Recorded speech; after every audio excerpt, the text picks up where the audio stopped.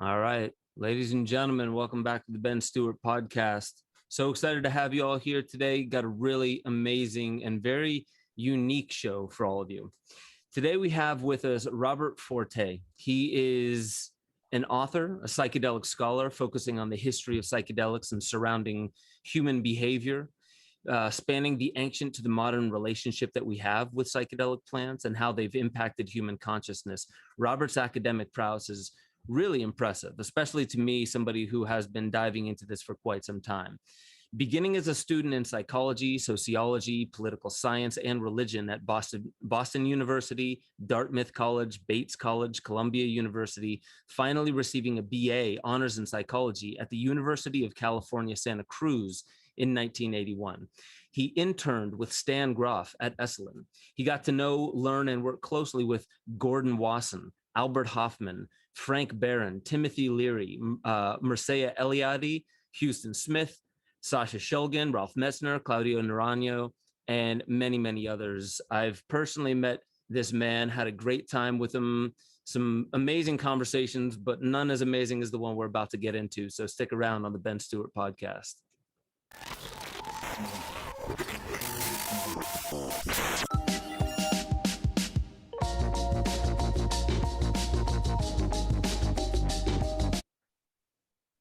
All right. Welcome back, everybody. Welcome back to the Ben Stewart Podcast. We have with us today Robert Forte or Forte. How do you pronounce that? Forte is good. Yeah. I like that because it's your forte. It is. I dig that. Yeah. And we got Gordon over here doing all the buttons and making sure everything runs smoothly.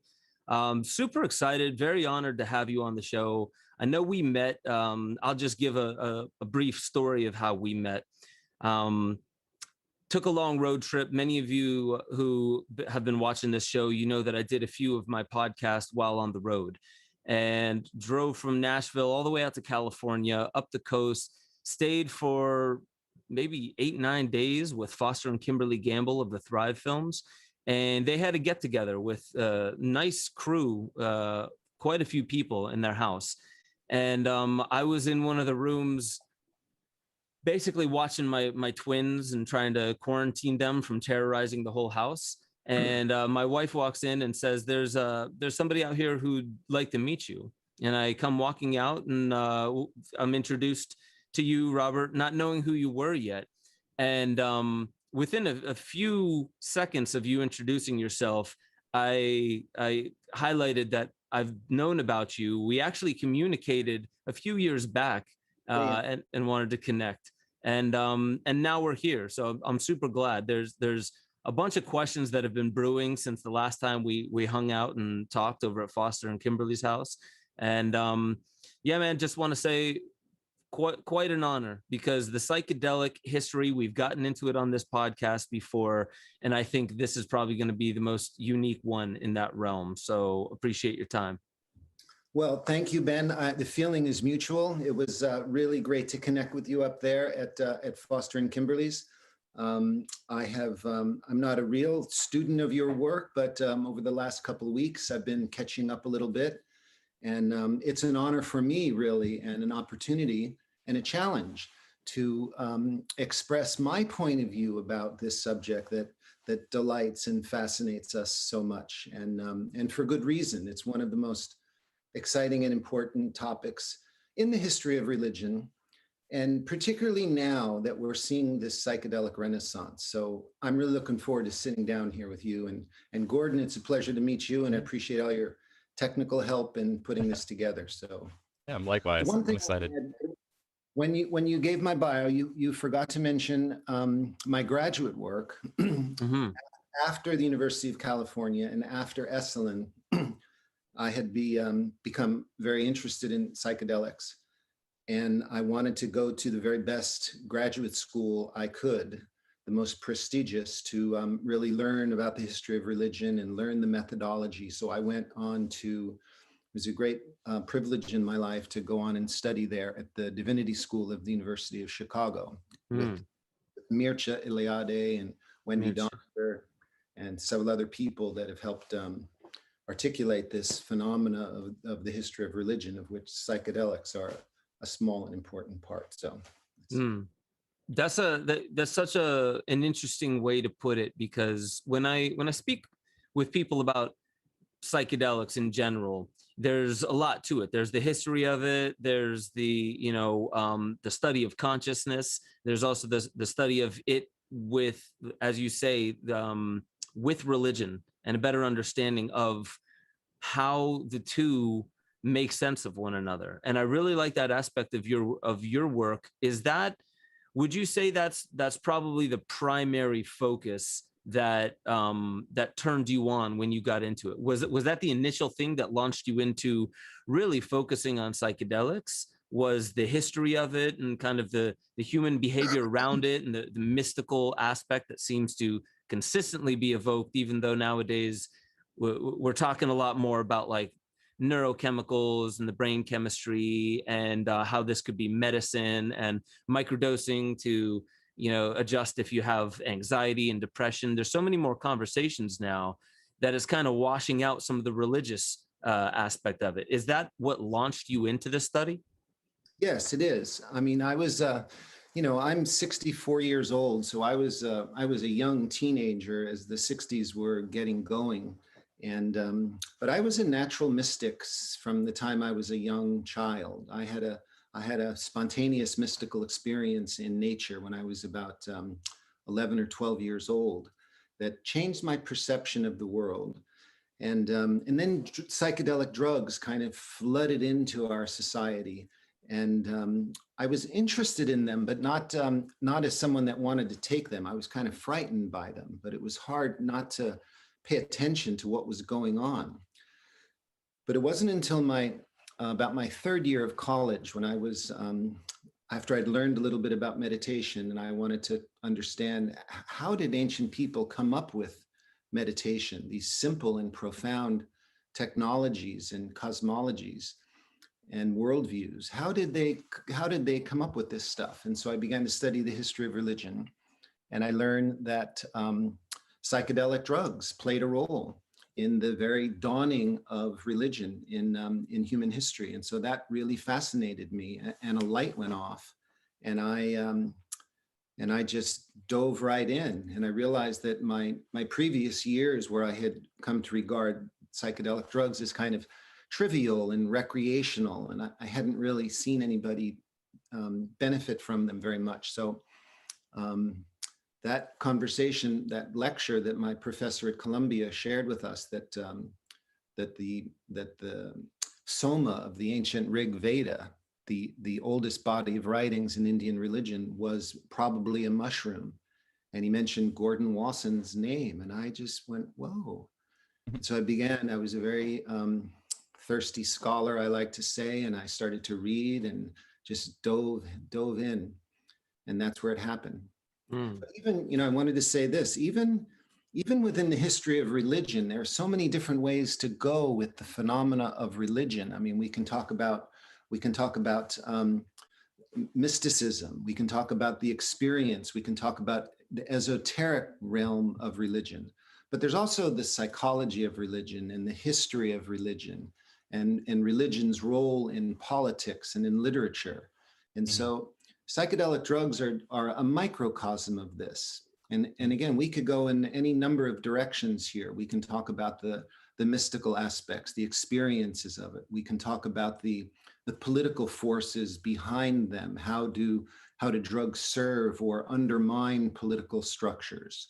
Religion is a force that's been used to, enlighten and inform humanity and direct it with its ethical systems and sense of human fulfillment and things like that.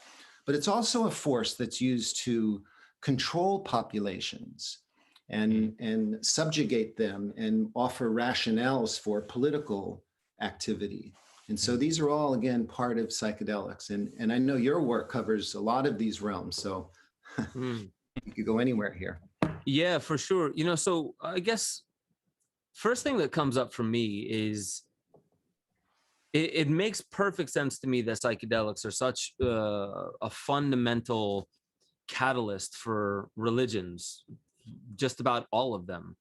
And back into the work of Chris Bennett, Michael Crowley, there's quite a few other people that I've studied that speak about going back into the history of it and showing that it seems quite obvious that psychedelics were the sacraments that we're speaking about and gave rise to these religions. So I guess my question is how did we forget? How did it become this thing that scholars now have to uncover and rediscover these origins?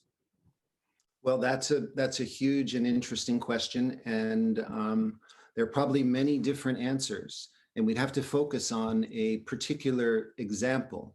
So I mentioned soma, for example. That's the soma is the plant substance that was used to ignite the religions of India.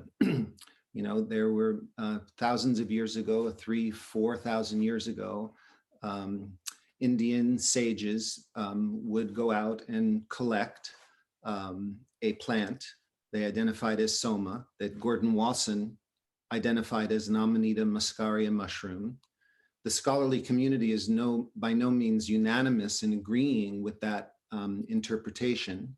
There are many others that are offered, but in history, soma, we don't really know why it disappeared. Did the climate change? Did the people move on? Was the political control of soma so severe that the secret became lost? We don't really know.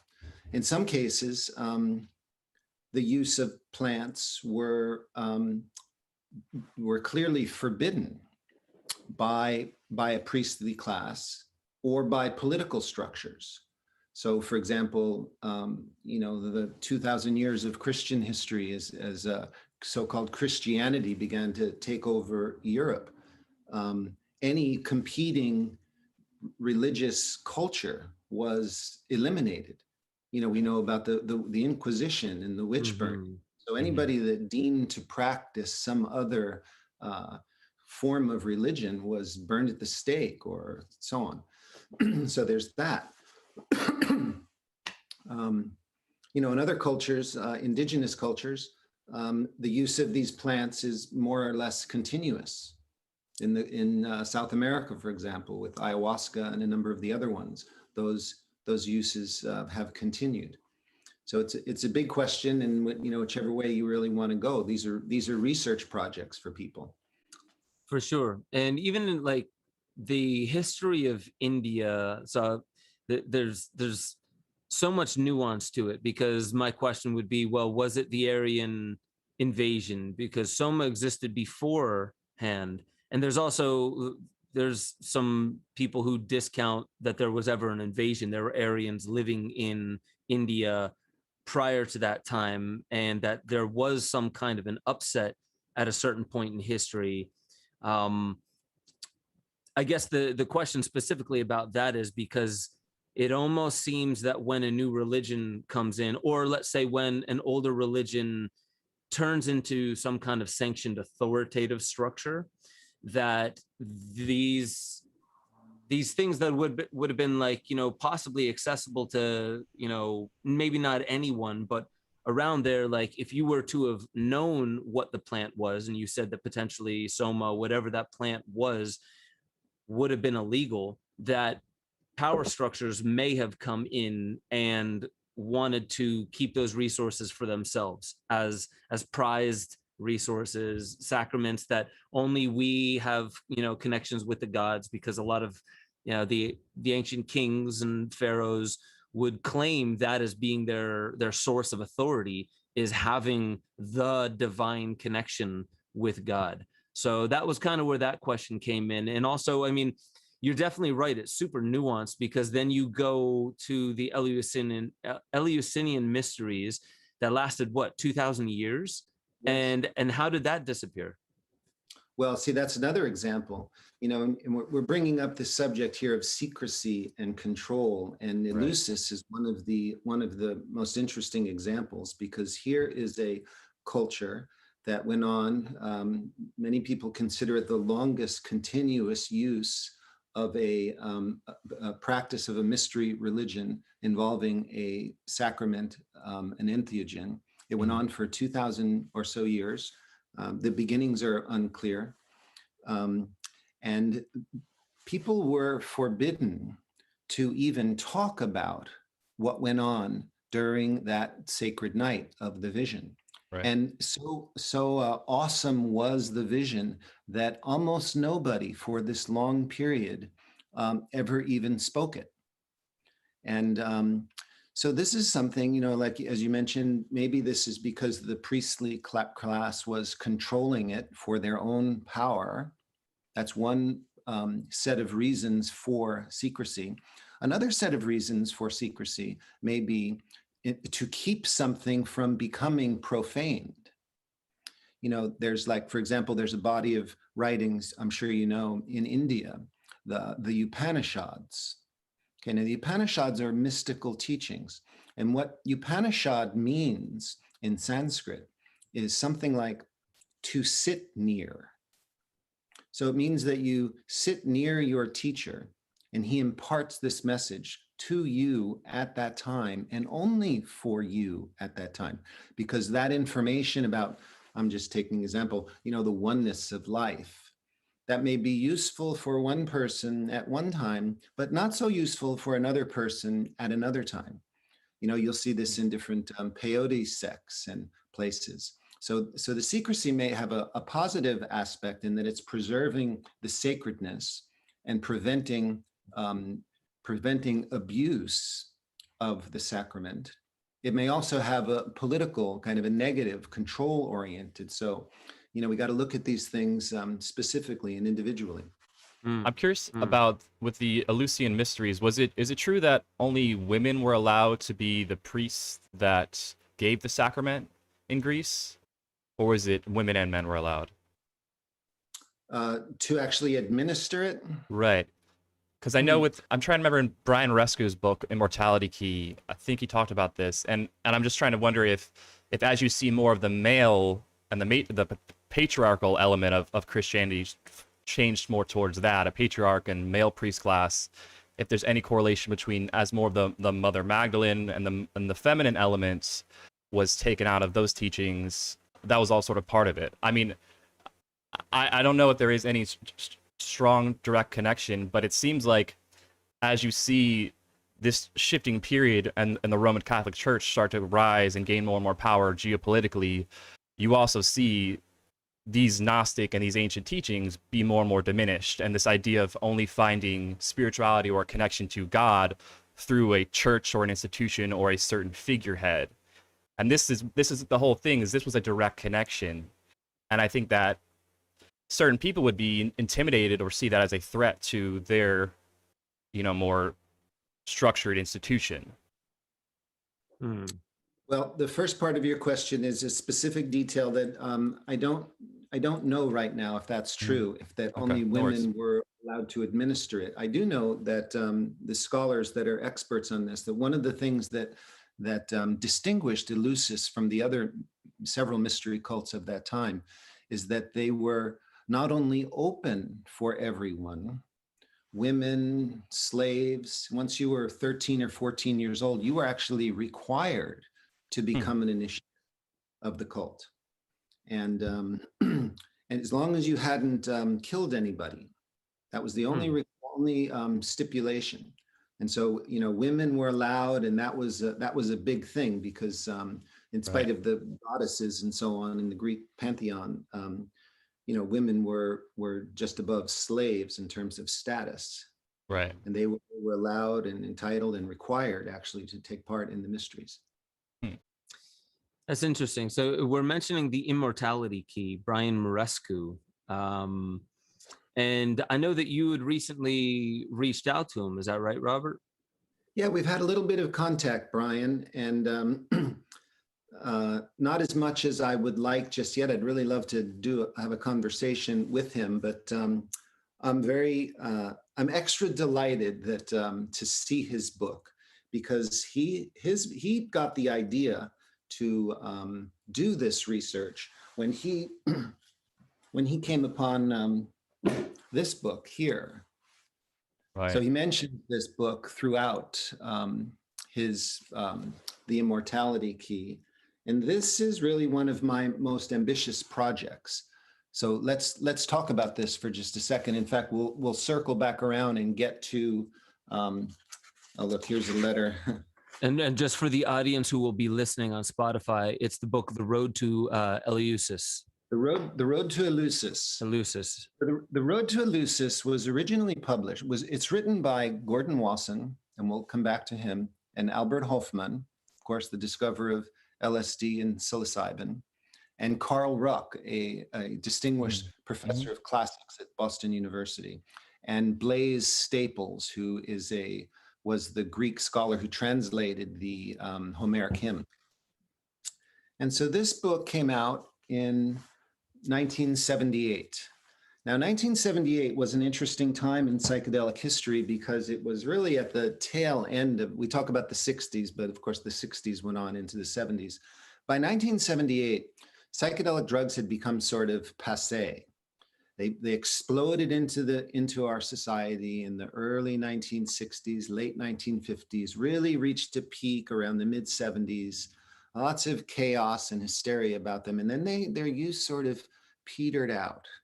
And it was during this earlier period, which, as you'd said, Ben, that you know, scholars and anthropologists and historians began to realize, and that when you look at the history of religion, in almost every case, in their myth of origin, in their cosmology, whether it's the story of Adam and Eve in the Garden of Eden, or it's Jesus at the wedding feast, or it's the Eleusinian mysteries, or it's Soma, or the Mesoamerican stuff, there is a magic plant. Yeah. This is an extraordinary thing. And so a great deal of research was done on this, really showing that the world's religions, particularly the indigenous traditional societies, were all founded by mystical experiences from what we now call entheogens. But the case hadn't really been made that not only these indigenous societies, but our very own Western civilization, the religions, not only Judaism and Christianity, but the Greek culture. I mean, Greece is like the bedrock of our own society. And so this was a radical advance in the history of entheogenic scholarship, because it showed that our own society, ideas of like democracy and scientific method and the structure of theater, and so many of these things that we owe to ancient Greece were originally kind of the great minds of ancient Greece all said that their initiation at Eleusis was the single most important thing in their life. Yeah. And so for Wasson and Ruck and Hofmann to come together and to identify this as something derived from ergot, which is the same source of LSD, was a radical proposition. But the book kind of fell on deaf ears. Again, psychedelics had kind of come and gone, and the book was published. Wasson, had a way of publishing books in a very expensive format. Book was hardly noticed by the world classical community or by historians, and it was a very small print run, and then it went out of print. And so I was, when I dove into this subject and I learned about the Eleusinian mysteries and read this book, I was just, it was kind of a mind-blowing moment for me. And I thought that it would be extremely important to bring this book back into print. And so finally I did this in 1998. I had already developed a relationship with Gordon Wasson and with Albert Hofmann. And I had an idea back in the late 90s that I would bring this book back into print. And it would be the beginning of a legal effort to kind of redefine the Controlled Substance Act, to change the Controlled Substance Act, right? So the Controlled Substance Act in 1970 made all psychedelic drugs illegal for everyone, except for you'd have to go through expensive bureaucratic permissions and all this stuff. But the only exemption was the Native American Church, and they were allowed to use peyote.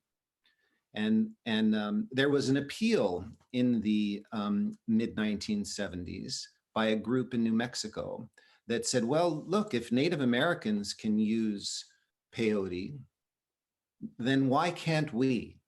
Otherwise, that's discrimination. That's a racist, discriminatory ruling. And so the court, probably wanting to avoid another wave of psychedelic hysteria, ruled that there's no history in the Western white man's culture for using hallucinogens. That was a ruling in 1974 or 5. And then I read this book and I met the author. I met the man who ran that lawsuit, and I knew the authors, and I said, it's time to challenge that. Yeah. Because it's not only a racist ruling, it's also wrong, because here's this scholarship. And so I got the copyright to the original 78 edition. And I brought this, I created a new edition. I got Houston Smith, who was a teacher and a friend of mine. You probably know, one of the world's preeminent scholars and philosophers of religion. Legend. And I asked him to write a preface to the new edition. And I added some more material to it, like the introduction of the word entheogen, a couple of chapters by Albert Hofmann about the meaning and relevance of the Eleusinian mysteries to today's world. And I had this book printed in Italy at the famous Stamperia Valdenega, where Wasson had all of his first editions printed. And I brought the book back into print. I had it reviewed in some scholarly circles, and I was hoping to start some fires about this. And once again, 1998, kind of fell on deaf ears. Nobody really picked up the banner until Brian. Brian saw this book in 2006, I think he said, and he thought, wow, this is crazy. And so he began to research it further and really elaborated and expanded the thesis into Christianity, which I have some issues with, but brought it up, and it became an immediate bestseller. Reviewed on, articles on CNN, podcasts, and everywhere. And the guy made $1 million, taking off on the work that I had started back, 20 or 30 years earlier. So that was very exciting for me. Yeah. It's interesting here. I just want to say this one more thing, because,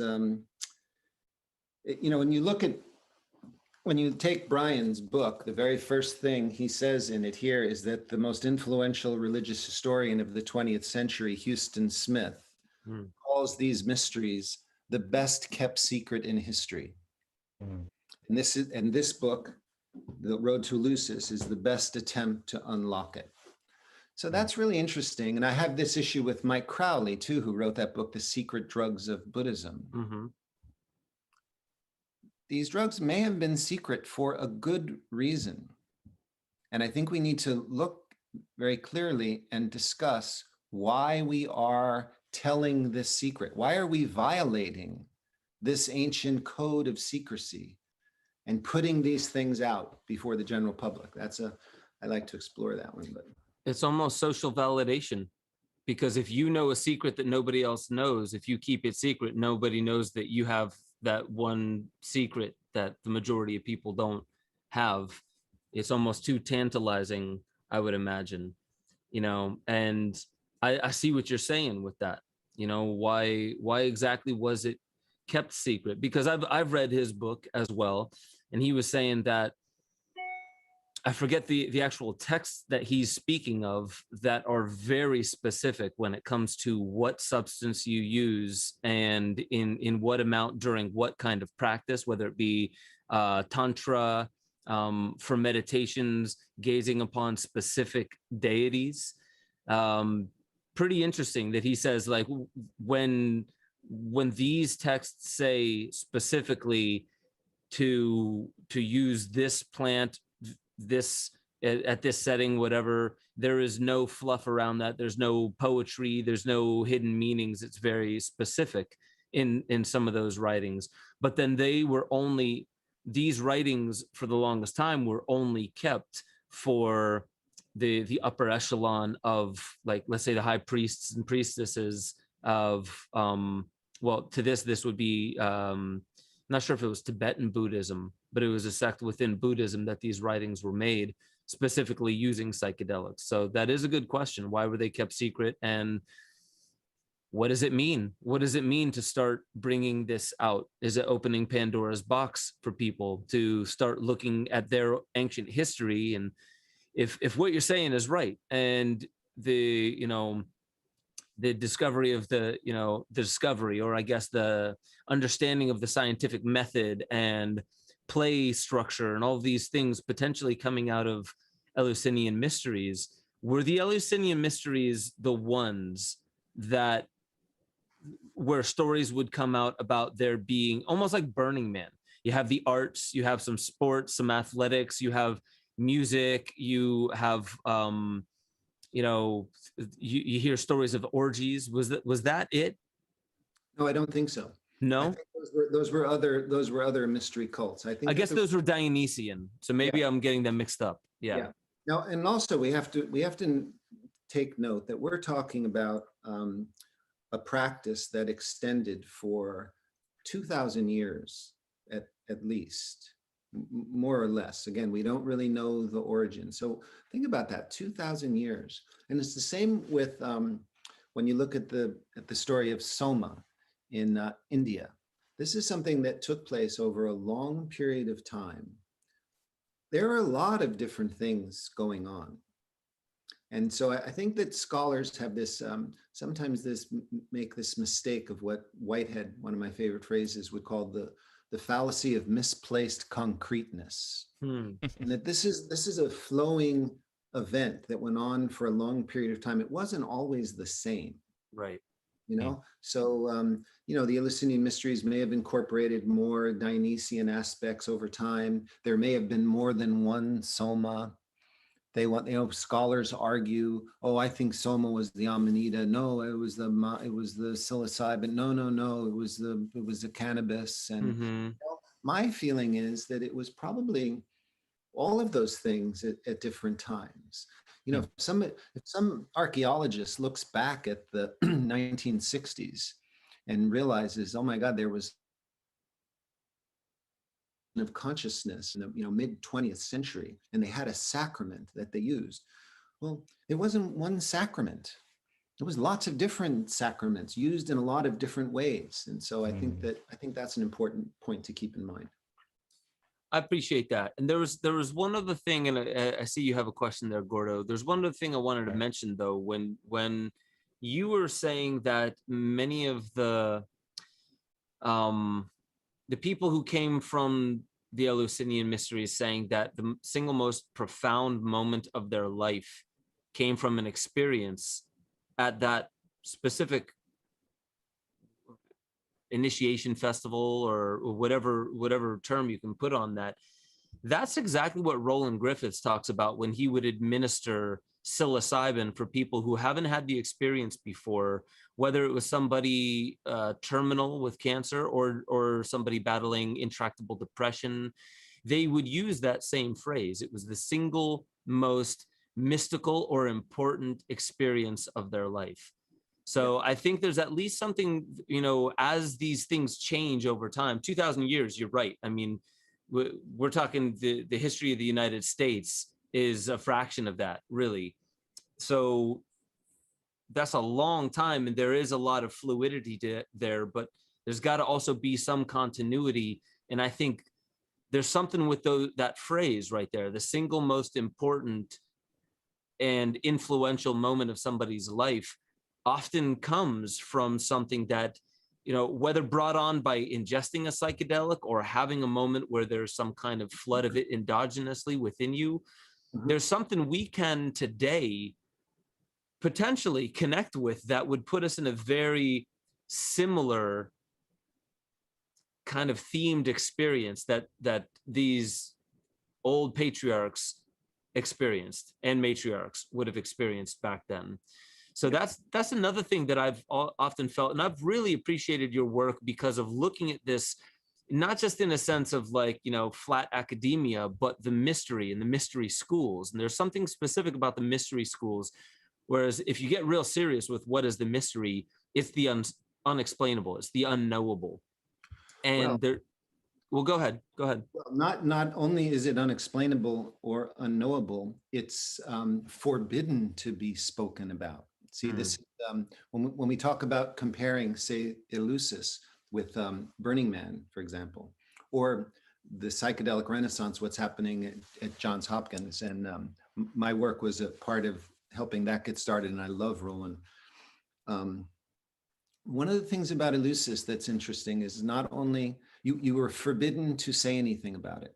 In fact, the very etymology of the word mystery means to be silent, to shut your senses.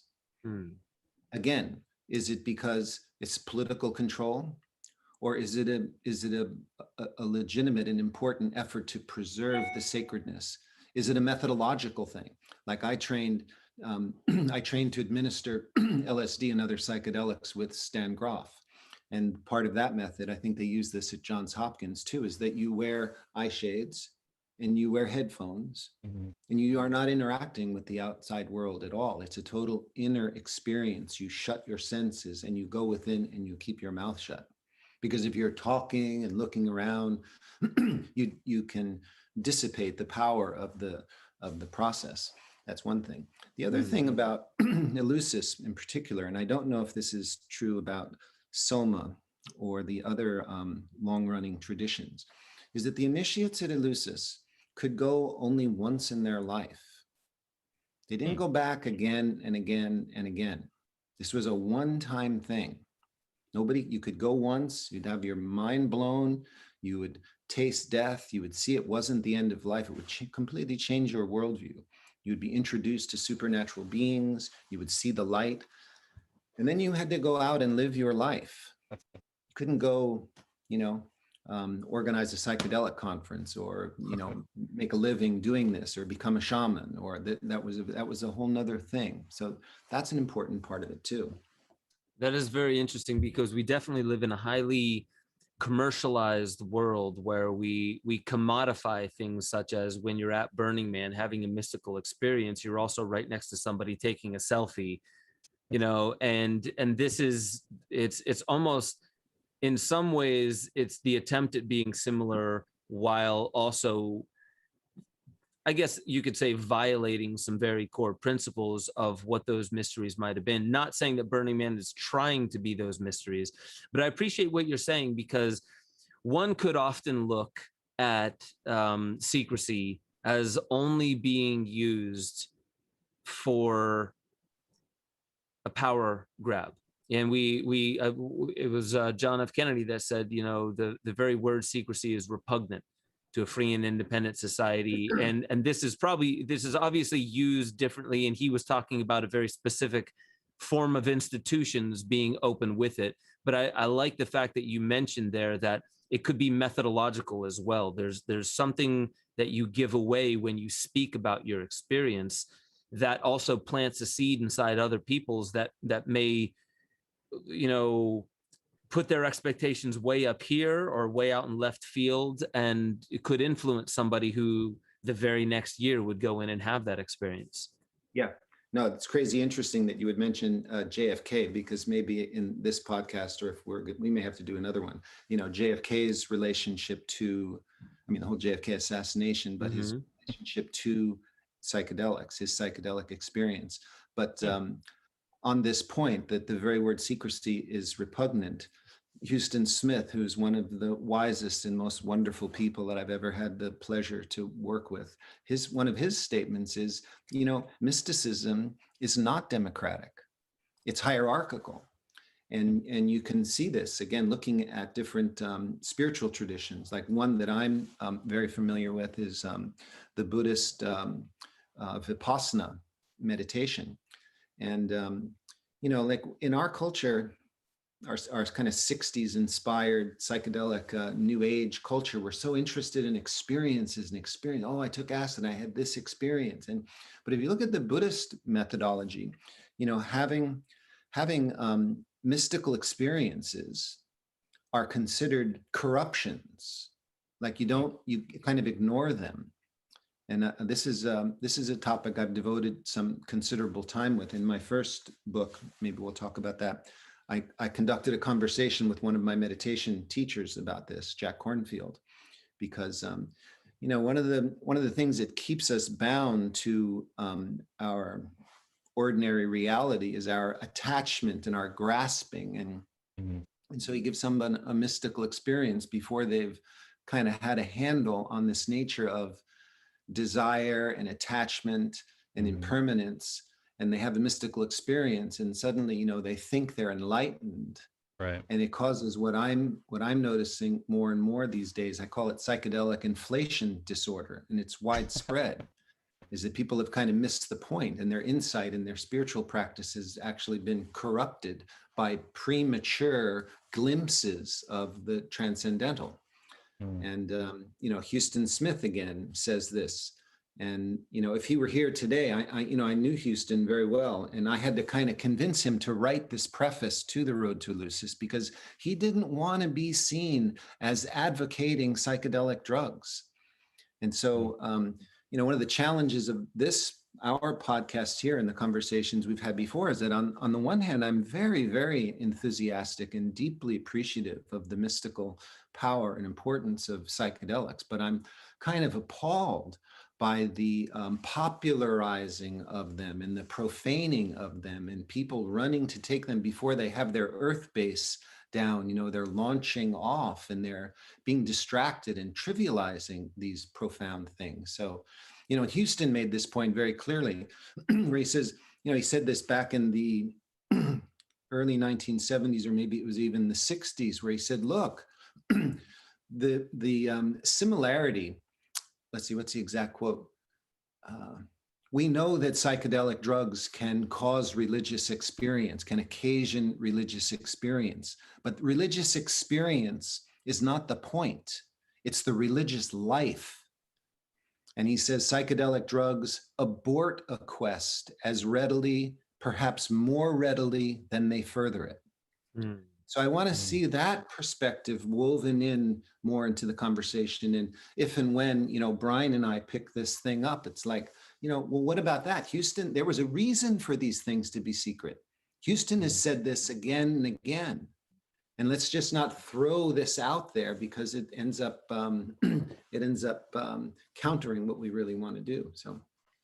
So how do you see this huge push where now it's being turned into the miracle anxiety and depression, and there's a whole slew of different things that people are taking it for, and big institutions are stepping in. IPOs are being created around it from people who likely have never had the experience themselves, and running it, you know, as business and industry as usual. You know, how are you seeing all of this? Like, I mean, there's aspects of it that seem like, well, for sure, why, you know, like I can see there being a need for regulation. I can see there being a need, but I can also see the flip side of that, as the way that it's rolled out is either sacred or it's not. and maybe there's a clear line on that. Maybe it's up for speculation, but it really seems like we're now in a wave where there are a lot of people, even within the psychedelic community. And I know the psychedelic community is not just one thing with one singular ideology, thank God, that as this opens up, more and more people are going to have access to this profound experience, potentially making it less and less profound, even with Iboga, as people are looking for how do we get people off opiates without them actually having to experience what Iboga would give them, right? So take the psychedelic aspect out of it, take the ordeal out of it, and just get the benefit with none of the stuff that might seem uncomfortable. What are your thoughts on this as something that's just happening, like almost as like an archetypal event? Yeah, well, so this is what we have to get into. I like how you phrased it. One of your phrases there was how, as this is rolled out. Mm-hmm. Okay, so let's just take that for a second, because I've gotten into this subject more than anybody I know on all aspects, phenomenologically, as an initiate of many different of these entheogens, and then as a scholar, and then also as someone who's worked directly, as you said, with these people that rolled this thing out. And I have, for the last, where are we, 2021, time is flying. The last 20 or so years been going through a whole process here, because I've learned that the way these things were rolled out in contemporary society was actually an op. It was an op by social engineers to advance, to propagate these drugs and psychedelic experience in American society. Okay, so now we can get into this. This is controversial material. It's difficult to talk about because on the one hand, as I'll say again and again, I have such great respect and awe for the power of these medicines. And a great deal of what's going on in contemporary society, I think, is wonderful. When I really got into it in the early 1980s, I was a kid, and I saw a world in an environmental crisis that needed radical transformation and awakening. And it was, and I thought that the psychedelic drugs could help. And so I busied myself to help reignite the conversation about psychedelic drugs. I organized conferences. I had a drug lab. I turned people on. I was doing it more like a mystery school model, secretly turning people on and all this. Well, anyway, in this process, I got to know Wasson. He liked me. The family and I had a rapport. And I decided to begin to work on a documentary film. And I gained access to the Wasson archives, which are kind of stored at Harvard University, and you need permission to get in. And it's a massive archive and a fascinating library. And so I was beginning my process. I was actually a guest in Rick Doblin's house, staying in his attic, and and Harvard gave me a secretary and an office, and I had my secretary. I had a menu of all the things in Wasson's archives, and I was looking at all his mushroom stuff. But then I saw a thing like correspondences, and so I said, "Well, bring me that file, please," and brought me this stuff. And I started to look at some of his material, and it was always odd in psychedelic history that Wasson was known as a banker. He was a vice president of J.P. Morgan. And so it's just sort of an irony that and Wasson was like the main instigator of the psychedelic story. There was Hofmann's discovery of LSD. That was 1943. That was, mostly known just by scientists and pharmacologists, and there was lots of research, but it wasn't like a big thing. Aldous Huxley had written The Doors of Perception. That was a kind of big thing. That was what expanded it into a more literary audience. But then Wasson, in 57, I think it was, 1957, publishes this article in Life magazine. And this was like the shot heard around the world. And this was an article about his expeditions into Mexico, where he discovered, so to speak, Maria Sabina, a Mazatec curandera or sabia, who was using, and so it's an article, about this banker on a hobby finds these mushrooms that produce visions. And suddenly this subject, which had been known hitherto a few people, was now literally, front page news in the most popular periodical in American journalism, Life magazine. And it was the article that many people will say started the psychedelic movement. People say it's erroneous, but say that Leary read the article and that's what gave him the idea. Well, that's not quite true, but true enough.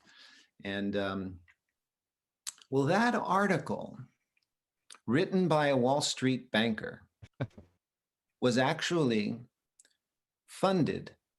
The expedition was funded, the publication material, the photography, the recording, the publication of it was a CIA operation.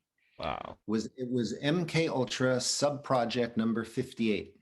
Wow. Okay, so that was, I'm I'm looking at Wasson's stuff. In fact, Gordon, if you know some of that stuff that I sent you, I have some, just a little smattering of things, last night, kind of hastily preparing for this conversation. But I had asked Wasson, in fact, a published interview in my first book, I asked Wasson about the CIA, and he said, it wasn't really that significant. Kind of brushed off the question. He said, they tried to infiltrate my thing, but I didn't really want to work with them. That's a total lie. Wasson wasn't a banker per se. He wasn't a banker in terms of dealing with interest rates or pension funds or retirement accounts or money, really. Wasson and JP Morgan, although, it's a bank, but it's more than a bank, really. JP Morgan is a political force, a powerful political force, and a fascist political force. And so, they were backing the Third Reich and stuff like that. And so Wasson's position at JP Morgan was in public relations. He was a propagandist for JP Morgan. He worked in public relations to try to, spin stories and get a certain worldview going. And he was, I'm looking at these letters, and he's like pals with, for example, George Kennan. Now, students of modern American history will know George Kennan was not an especially nice guy. Wasson and Alan Dulles, okay? Yeah. They're drinking buddies. Wasson isn't just a banker. Wasson is in the very innermost circle of the American fascist movement. And this operation was MK Ultra Subproject 58, paid for by American citizens. Now we have to ask the question, why are these guys starting the psychedelic movement? That's the interesting question. Yeah. To me. Yeah.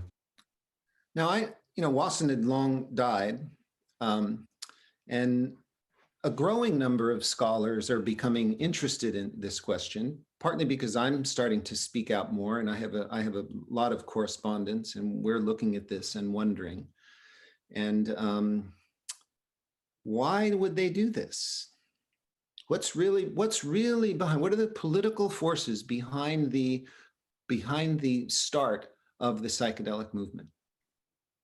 And I want to go back to something you said, Ben, because this is something that I'm saying now too. I'm being a little sloppy when we say the psychedelic movement, because there's not a psychedelic movement. There are psychedelic movements. Yeah. There's one family of drugs, plant drugs, but there are many different opposite people that use them for completely diametrical reasons As I said about religion at the beginning of this conversation, sometimes religion is used to open your mind and bring you to awakening.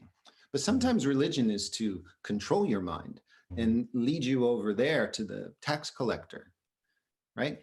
So it's very, very important that we look at the psychedelic phenomena in this way. And which psychedelic movement are we talking about? But the one that started in America in the mid-50s with Wasson's impetus was a kind of very right-wing attempt to do something to society. And we have to explore that question. That's super fascinating. It's, I mean, because there's so many more stories later on after that Time magazine article. In France, there was a leaked, I think it might have even been a US op that sprayed LSD over a town in France, and there were people hospitalized for that. Yeah. You're talking about the incident at Pont Saint-Esprit in 1951, which was a collaboration of Sandoz and the CIA. And so Sandoz was the lab that Stan Grof got his start at, correct? Or was that that's where LSD was discovered by Albert Hofmann. Hofmann, that's right. Yeah, Sandoz sent the LSD when Stan was a psychiatrist in Prague. That's where he got his first one. Yeah, it all started out of Sandoz. Robert, would you like me to pull up any of the specific documents referring to any of this? Yeah, go ahead. Yeah. Just let me know which one you would like to just. No, not that one. Skip past that one. I should have find the one. It's a handwritten one by George Kennan. Oh, that we'll get back to that. These are all great. I mean, we could. Okay, that's the one right there. Okay. That was actually one of the first ones I saw, because I had asked Wasson in my 1985 interview. Because I'm a hippie scholar, and I'm thinking, God, if we could just get the captains of industry to turn on to LSD, they would have these unifying experiences, and they would then, direct their investments to, unity consciousness and helping to save the world. And so I asked Wasson this. I said, did you ever talk about your mushroom hobby with your Wall Street friends? And he said, no, I never did. Those were two completely different worlds to me. And so I'm going through his letters, and I find this one. My God. I mean, I knew a little bit about who George Kennan was. George was one of the principal operatives in Operation Paperclip. Oh, wow. Explain that super quick, just for people who may not know, just super quick. Okay, well, Paperclip, let's see, what's the simplest thing? At the end of World War II, World War II didn't really end the way modern history tells you it ends. The Allies didn't defeat the Nazis. That's not really true. What happened is that the Third Reich realized that they were getting their asses kicked. And so they pulled kind of a switch, and they laid low, made it look like they were defeated, but a kind of secret invasion took place. Now, Paperclip was the secret importation of thousands of Nazis. Many of them had been convicted war criminals at Nuremberg. Really dark and despicable guys with a worldview of global domination. This is where Foster and Kimberly, I love their phrase, the global domination agenda. They left Germany, and they came over here to the United States, many thousands of them, and were given positions in all kinds of places, in banking, in publishing, in universities, NASA, in defense, NASA. Okay. Well, Kennan was one of the guys that kind of, helped operate Paperclip. Kennan was, let's see, what was his position? And even after the US entered the war, Kennan was in Germany giving speeches on how it was in the US interest for Germany to win. So he's like an uber fascist, like these guys like Dulles and, you know, many of them. And so then I read this document, this letter here. This is George Kennan writing to Gordon Wasson, telling him about the doors of perception in Aldous Huxley. Now, Wasson had already known Huxley at this point. In fact, I have some of their letters. But that was like, I thought you weren't talking about this stuff. And here, look at this. This is like one of the, what's happening here? So like, I didn't actually read every word on that. What was the overall gist? Was he was filling Kennan in on Aldous Huxley and Doors of Perception? No, what Kennan was, that was a letter from Kennan. To Wasson. Mm-hmm. Oh, wow. Kennan, this guy, now Kennan is the guy who's responsible for the Cold War. Mm-hmm. Kennan is this mysterious Mr. X who helped devise the Cold War. There he is. Who that ends up, you know, in this massive, you know, direction of funds, American taxpayers' funds, to create these nuclear arsenals and defense, you know, massive defense. But he's the guy that Eisenhower warned about when he said, "Beware of the military-industrial complex." That was kind of Kennan's doing. Okay. Interesting. So, like the one thing I want to bring up, and I kind of want to just dive deeper into some of the documentation that you brought. But have I talked to you about the fourth turning, Robert? Remind me. I don't know. There's this book called The Fourth Turning. Actually, while we were together at Foster's house, I bought the book for him to check out, and it's basically about these cycles of time in Anglo-Saxon Western history that take 80 to 90 year cycles, and every 80 to 90 years there is a crisis period. And so we are in one right now. You go back 80 to 90 years, you have World War II, Great Depression. You go back 80 to 90 years from that, Civil War. 80 to 90 years from that, Revolutionary War. Even back to the Glorious Revolution, 80 to 90 years before that, which was in Europe. The interesting thing about this is when you're mentioning Albert Hofmann and the discovery of LSD, 1943, that puts it smack dab in the middle of World War II. And so this discovery in the last turning, and now we're in the midst of a brand new explosion of it in this other crisis period. So I don't want to place any meaning on that above and beyond. I just found it interesting because I've mentioned that cycle for a while. And I did find it interesting that, you know, this was in the midst of 1943. There was a lot more going on in people's minds than a discovery of a strange chemical. And so it is interesting how from there, and one thing they say about the fourth turning is every single time there's a crisis period, there is an explosion of ingenuity on weapons of war. And they've always been weapons of physical destruction, mutilation, explosion, power. And this time around, a lot of people are saying it's AI, it's more mentally based.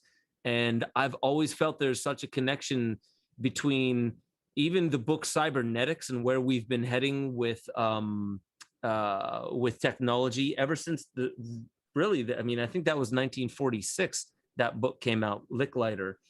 And so there is also this connection between the psychedelic community and the tech community, really in the same geography, Silicon Valley being the former hotspot of Haight-Ashbury and that whole kind of like hippie explosion that happened right around the Bay Area.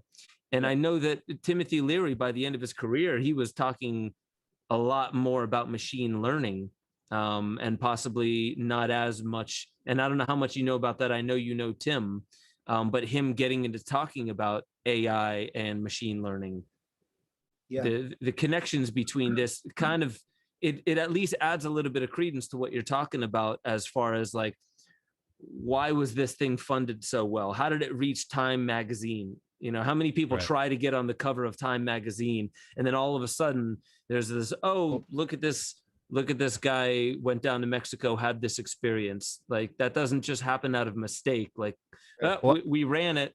and I'm curious, Robert, too, because not only do we see the initiation of this first sort of catalyst, but then you see Laurel Canyon and like as Ben mentioned, Haight-Ashbury, you see these hotspots of the whole countercultural movement. And getting back to the original sort of question you brought up that I'm still really wrapping my head around is why would they do this? You know, why would the CIA be concerned about creating a psychedelic movement renaissance? Why would the CIA be concerned about creating countercultural movements that were very anti-war and very kind of pro-peace? A lot of these things you would think inherently are good. Do you have any like strong speculations, or is there any evidence you've gleaned since? Yes. So, okay. So we're now knee deep in some pretty heavy shit here. This is going to just take a little time to sort out, and I don't want to alienate our viewers, our potential audience, with dark conspiracy. Oh no, don't worry. They loved it. Yeah. Well, the chat is appreciating the honesty, so please. Okay. So, Gordon, you'll notice I sent you a link to an essay by Aldous Huxley, Brave New World Revisited.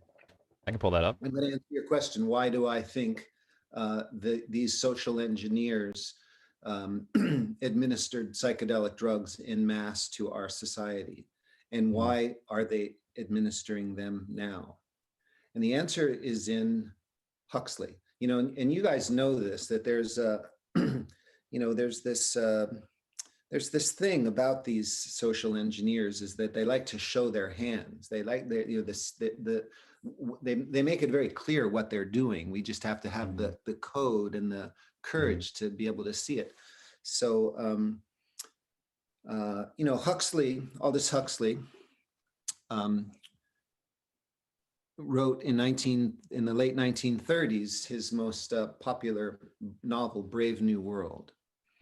And Brave New World was a story, a fictional story, about a society 600 years in the future, where all the wealth is controlled by a small number of people at the top of the pyramid, and the overwhelming majority of the population lives in little tiny cubicles, and they're basically slaves to the state.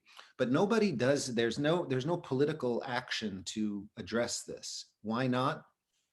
Well, in the novel, because whenever they get the normal people, I forget these names for these different classes, when they get restive about their predicament, they're ordered to go on a Soma holiday.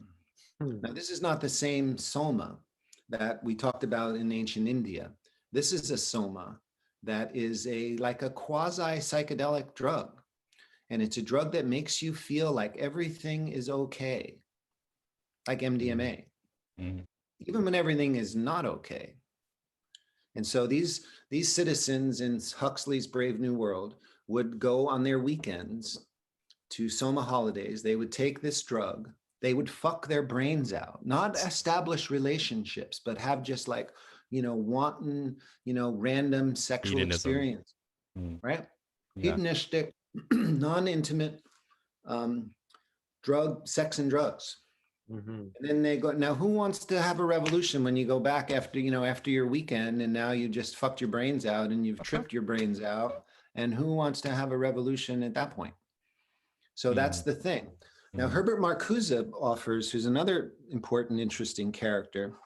We're doing this as a podcast, but this is really a graduate level course in the history of psychedelic drugs. I'm just, throwing things out. We could spend a whole week on any one of these things. But Herbert Marcuse coined a couple of phrases that are going to answer this question. One of them is repressive tolerance, or the one I like even more is repressive desublimation. Okay, so Gordon, why are these guys launching psychedelic drugs into the society? They've tried it in a number of venues, a number of ways. Get psychiatrists to administer them, get freaks like Ken Kesey to administer them, slip them out into the society through like the incident of Pont Saint-Esprit. The Summer of Love was a CIA operation. the Brotherhood of Eternal Love, my sources, I know a lot of these people, the government's involved in, helping them get precursors and why are they doing it? They're doing it to make people feel like everything is okay, even when everything is not okay, right? Mm-hmm. The numbing agent. Huh? Kind of a numbing agent. It's a numbing agent. It's a distraction. It's a PR scam. I mean, who could think America was a fascist country when you got Grateful Dead on tour and, people are doing all these outrageous things. Repressive tolerance. Now, do you always think that they were in control, or do you think that at any point it ever got away from them and it started to become something that wasn't what they intended, but something that was better for the whole, right? So it's kind of the ideas of they may have introduced it, but did it play out the way, even to present day? Do you think it's continued the way they expected it to with this whole sort of operation? Or thank you for that question, because no, I think that there was a backfire in there. I think there were a couple of unexpected things, and one of them was Timothy Leary. Okay, so Tim was one of these guys who was recruited to be propagate psychedelic drugs into society. And then he found out, he was this brilliant and charismatic and handsome, guy, was given this position at Harvard, turned onto these drugs, became this drug advocate, and then realized he was being used by the CIA. How did he realize that? He came to realize that. Was there a specific thing that occurred for him to realize that? Well, yeah, there were a few things, but one of the most interesting is in the life story of Mary Pinchot Meyer, who was John Kennedy's lover when he was president, who turned John Kennedy on to psilocybin. So there's these two wild Irishmen that started to try to turn this MK Ultra around. So MK Ultra, right? We use that word a lot, but what does MK Ultra mean? Well, it means mind control. MK, German, mind control, ultra mind control. How do you take over the society? We're going to drug them. Okay, we're going to throw fairy dust in their eyes. And so they, as I said, they had the American Psychiatric Association, Ken Kesey and the Merry Pranksters, that was a CIA op. The Weather Underground, that was a CIA op. And Leary was a CIA op, but he was a smart guy and he didn't like being used. And so he rebelled against the op. Now, if you think about this, you think about how drugs were being popularized in America before Leary. And they were all really in service of the state. It was American psychiatry. That was in service of the state because, you'd go to your psychiatrist and they'd give you LSD, treat your alcoholism or something. And, you have a great LSD experience. Whoever gave you that LSD, you really like them. So it was a way to empower the psychiatric profession and institution, right? Then there's what Kesey was doing on the other side. Kesey, there was no method to his madness. They just pour LSD in the punch and people would, get really fucked up and rolling around on the floors and had a bus and went across the whole country and, hey, just take this. And it's a freak show. Yeah. And how does that serve the state? Well, that takes all those people out of society. They're just going to do their thing. They're not interested in political realities or anything. They're trying to figure out what the fuck all those visions are. Okay, they've been induced into a distracted state. So Leary, you look at Leary, he didn't just tell people to take drugs. There was a method to Leary's ministry. He told you to tune on, turn in, drop out of this contemporary society, which he knew better than anybody, was already subject to the influences of the social engineers. We mentioned Paperclip, that's all the Nazis coming in. There's also Operation Mockingbird, which is an extensive CIA operation where they've infiltrated American media. Again, not just media like the newspapers, but book publishing and university faculties. And they're trying to, you know, like hypnotize Americans to being afraid of the virus. Oh no, that's what they're doing today. Back then it was, right? And appear independent and appear like independent academic rigor, right? Yeah. Oh, the Russians are doing this. We have to be afraid, but don't worry. We'll give us your money. We'll protect you. Right. You recognize that model? Yeah. So Tim was a super bright guy, and he saw this stuff going on. So he didn't just tell you to take drugs. He wanted to use that power of the psychedelic to wake people up. Right. To empower them to see, this is how I like to put it. It's changing the locus of authority from the state, from the psychiatrists, from the school teachers, and redirect that authority to yourself. Recognize your own creative power. Don't conform to that. So that's what he was doing. That's how he broke with this. And he knew he was taking a big risk. And he was accused of a lot of things. They didn't assassinate like they assassinated John Kennedy, but they pretty much assassinated his character. Right. And in Tim's case, it was easy because he had a lot of parts. You know, he was a flawed hero. Right. And so you notice today, like, the Renaissance. So, you know, in the last 10 years, one of the biggest steps forward in the psychedelic Renaissance, the book that really like launches this thing is Michael Pollan's book.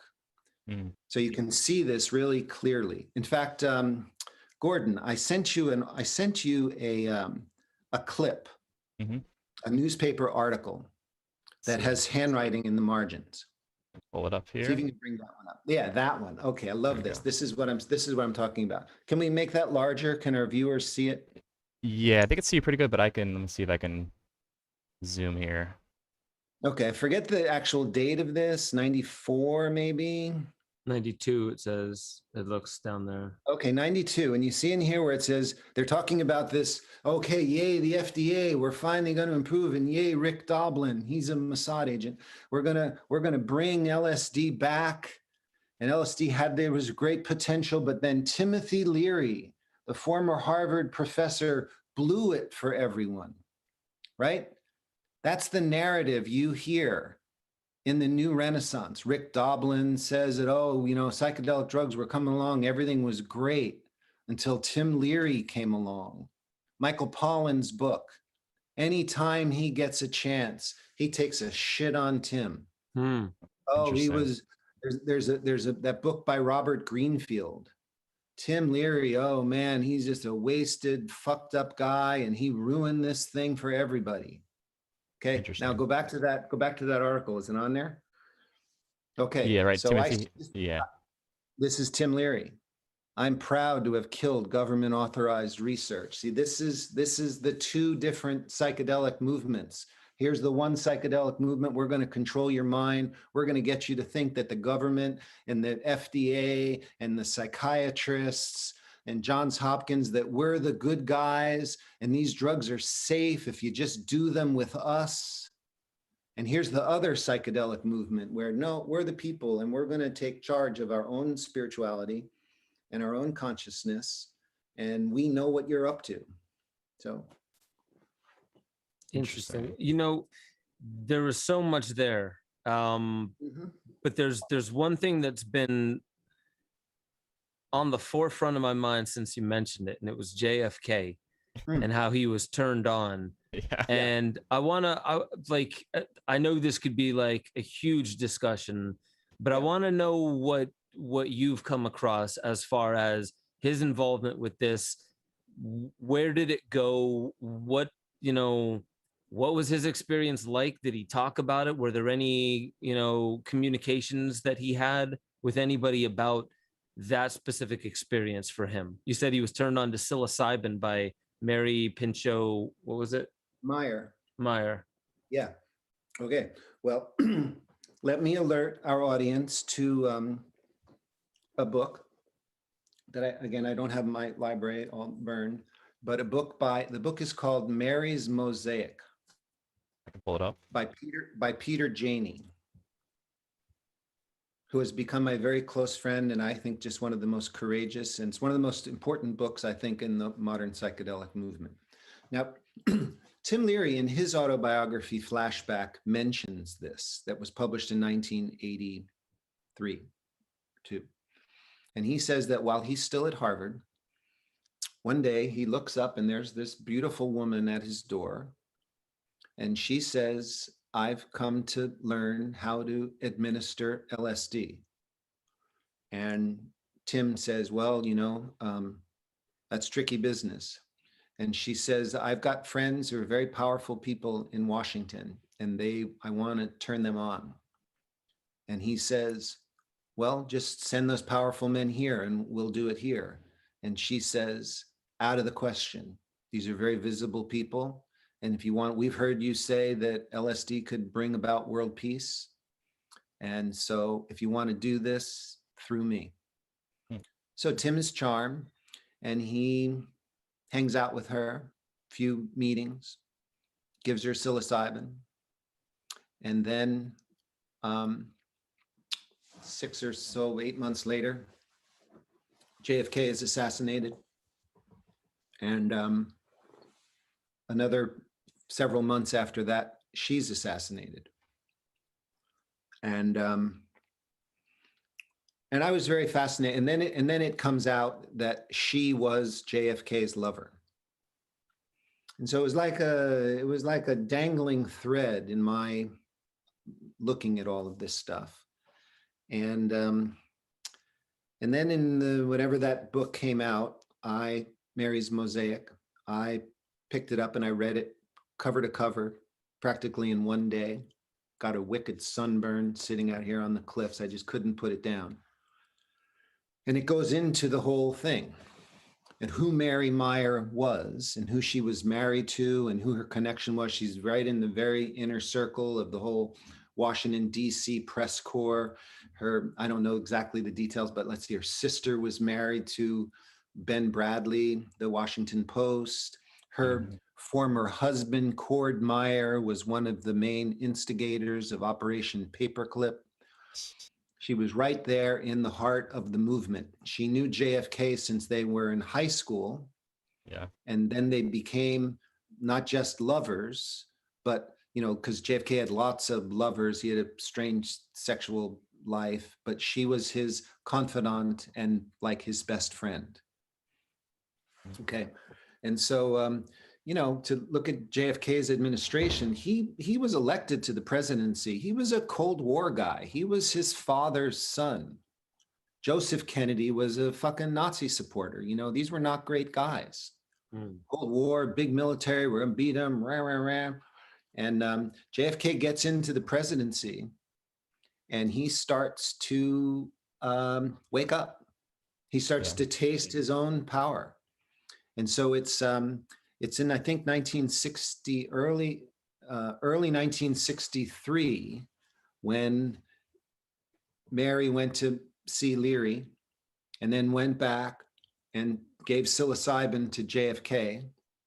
And my sense of this is that these unitive experiences accelerated his maturation and his leaving his father's worldview.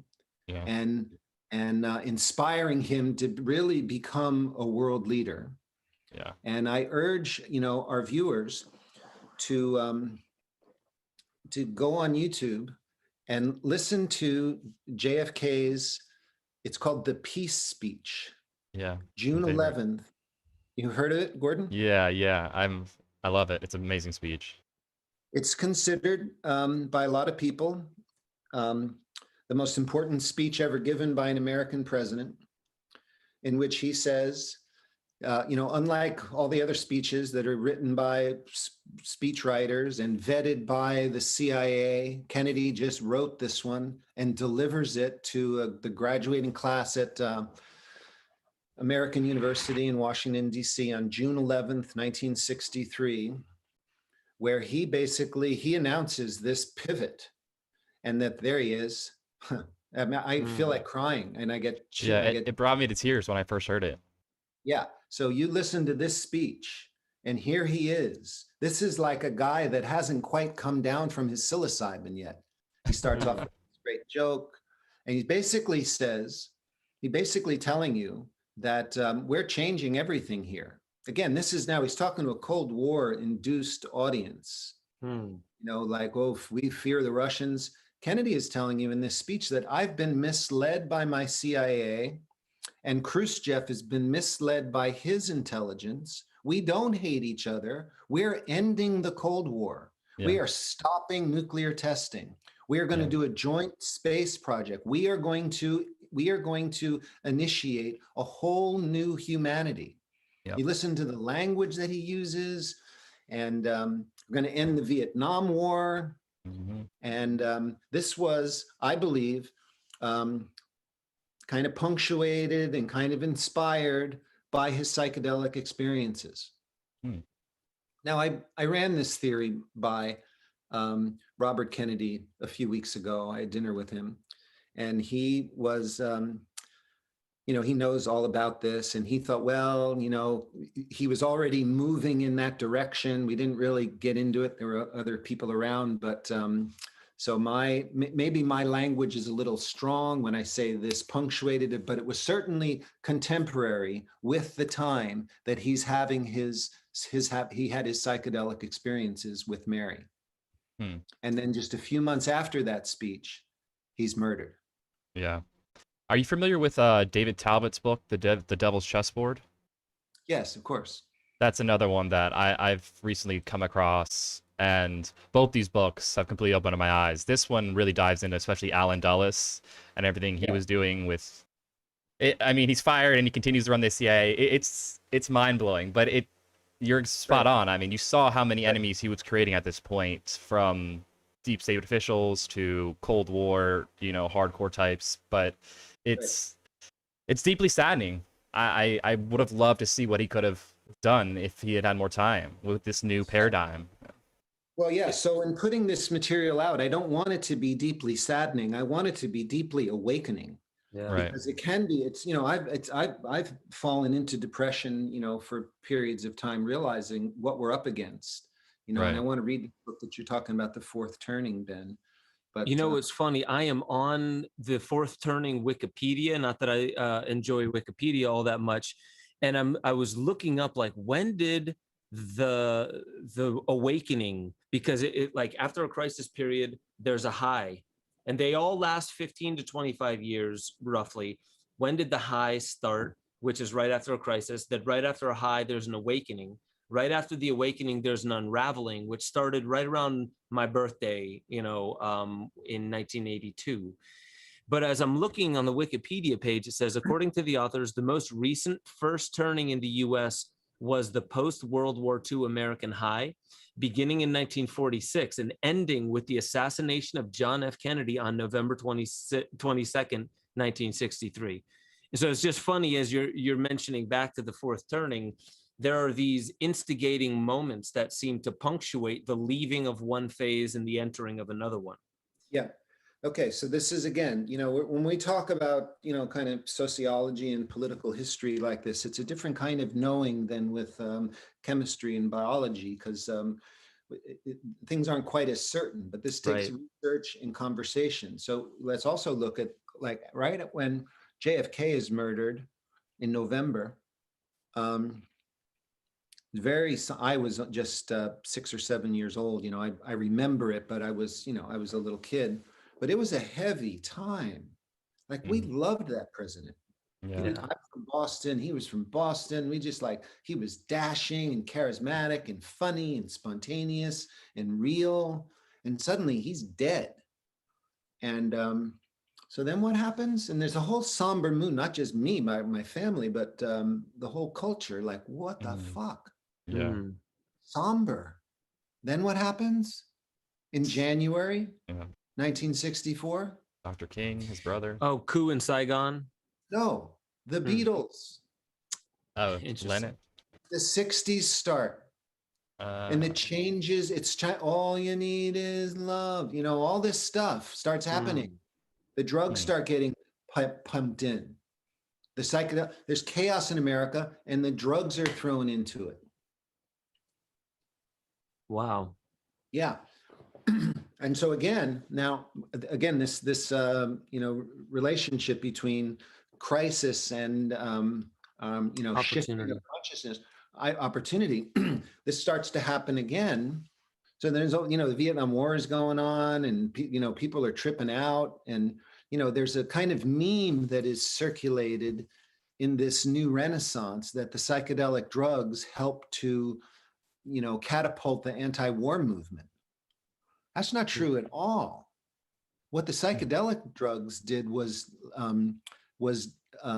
undermine the anti-war movement. Anti-war movement was already starting. Gotcha. Right? Yeah. They were put into, you guys have probably seen this. It's a funny video. It's on YouTube where it's called LSD being tested on British troops. Mm-hmm. Have you seen this? I have. These guys are like walking in formation, and then they're given LSD, and pretty soon they're all walking all over the place, or they're climbing trees, or they're doing weird shit. And sort of the message of that video is, oh, look, LSD, is part of the anti-war because the soldiers can't fight. But actually what it's showing, that's the anti-war movement. Yeah. That's what they did to the anti-war movement. Yeah, this is one of them. Oh yeah, how LSD in the military doesn't work. No, because in order to affect political change, it takes organization and, political savvy and getting people to register to vote and do all this kind of stuff. That was starting to happen in America. There was a very, very sophisticated group of anti-war activists, the Students for a Democratic Society, smart guys and women at the best schools, starting to, do this. And they heard Eisenhower say, we got to really change our society. And they were starting to do this kind of stuff. Gotcha. And then the LSD comes in, and then you got the Weather Underground, and pretty soon it's like free love and sex and tripping out, and let's levitate the Pentagon. Levitating the Pentagon? Come on, and that's what happened. Well, it made it easy to ridicule, right? I mean, it made this whole movement easily ridiculed, and at the same time, there's this famous sort of meme that the term conspiracy theory was created right after JFK was assassinated. And it kind of ties into it's all about ridicule. Like, how do we make legitimate groups easily ridiculed and easily demonized by people so that they lose their efficacy, so that they lose the real mission they're trying to achieve? And you're saying they're introducing this as a means to ridicule, to slow them down, to distract them, and do everything they can to sort of throw a wrench in their gears of a legitimate, real change. Yeah, that's right. And we can see it in the narratives that they're trying to advance today. I was thinking about this the other night, Ben, when I was watching your Psychedelica. Mm-hmm. There's a story. The story is that these drugs were first, Albert Hofmann, Wasson, these guys were really good guys. They discovered these things kind of working independently. This thing was coming along, and then Leary came along and blew it for everyone, and kids were tripping out. So the government had to make these drugs illegal. And then they've been illegal for all these years. And now, because of hardworking good guys like Rick Doblin, they're coming back. And it's a completely false narrative. It's completely false. Wasson and Hofmann and Huxley and Kesey, they were all part of an operation. Leary fucked with the operation. The government didn't make psychedelic drugs illegal because they wanted to protect the people. That's fucking stupid. Everybody knows as soon as they made it illegal, they exploded in popularity. The only thing they prevented was legitimate, legal mainstream scientists from exploring them. Right. The same government that made them illegal was offering materials to the underground chemists. Psychedelic drugs became illegal for the same reason that all other drugs are illegal, so that CIA can control them. Heroin is illegal, not because the government is concerned about the blacks in the ghettos tripping, becoming addicts. That's exactly what they want to do. It's illegal because the CIA makes billions of dollars from it. Right. And you don't need the transparency in that sense. Exactly. With they control the market. Yeah, we know with Freeway Rick Ross and Operation Contra and Iran Contra, how they were using the funds from South Central and all over the country to fund the resistance in Nicaragua. I mean, Catherine Austin Fitz, she talks about this a lot. Yeah. Catherine Fitz talks about it a lot. There's a very, very important book that I urge people to read called The Politics of Heroin in Southeast Asia by Alfred McCoy, who did that as a PhD when he was at Yale, ironically. And then you see that same little pattern repeated with MDMA. And now, this is a whole nother subject, and maybe for another podcast to just talk about that, but it's the same kind of thing with MDMA. And this is something that I was very personally and intimately involved with, which is one of the reasons I know this stuff. And I've been. Please share what you can and what you're willing to about that, because I know we briefly had a conversation about that, and I would also love to hear what that relationship was, what your thoughts are on MDMA, something that really is created in a lab, as something that could be. Medicine is such a, again, vague and overused word, but something that could be beneficial to the human experience if done in the right manner. And then also your thoughts on, we talked a lot about the 60s and 70s. What's going on today? Do you want to get into any of that? Well, yeah, I do. That's why we're here. Yeah. We're here for all of it. All of it's good. I mean, it's important to have context where we are to the present, how we got here. I think that's critical to establish. Yeah. So MDMA. Again, the official story that you see in the New York Times and all the other major media is mostly wrong. Okay. In the same way that I just pointed out how the official narrative about LSD and psilocybin is wrong. There's another layer to this that's really very interesting. Okay, so my own personal story, I was really young. I was like 25 years old. I just graduated from college. I was going to go to the University of Chicago, but Stan Grof invited me to be his work with him. So I went down to Esalen and I was his assistant, and I was I was learning how to use LSD from Grof. It's like just a brilliant man. I love him dearly, and I learned a lot of really important lifelong tools for guiding trips and so on with him. And in late 1981, I went to I had already known Leary. I went to a talk that he gave, and there got my first MDMA.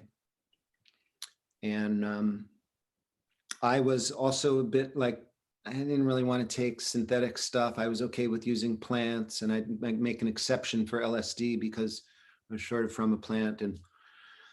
But MDMA was purely synthetic, and Tim and some other people that were there said, you should try this.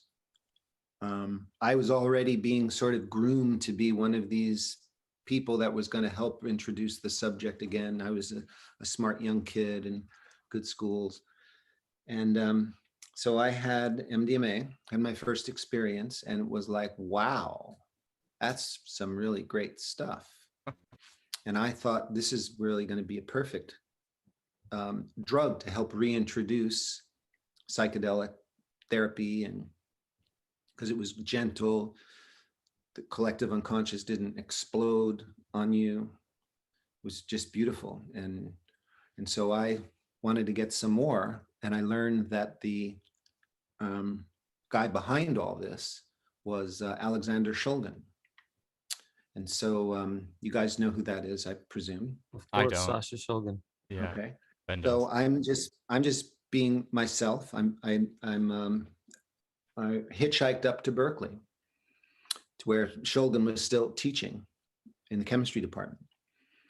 And I waited. I knew what day was his office hours, and I waited for his lecture to end. And I went to his office hours, and I introduced myself as a person that was really interested in psychedelic drugs.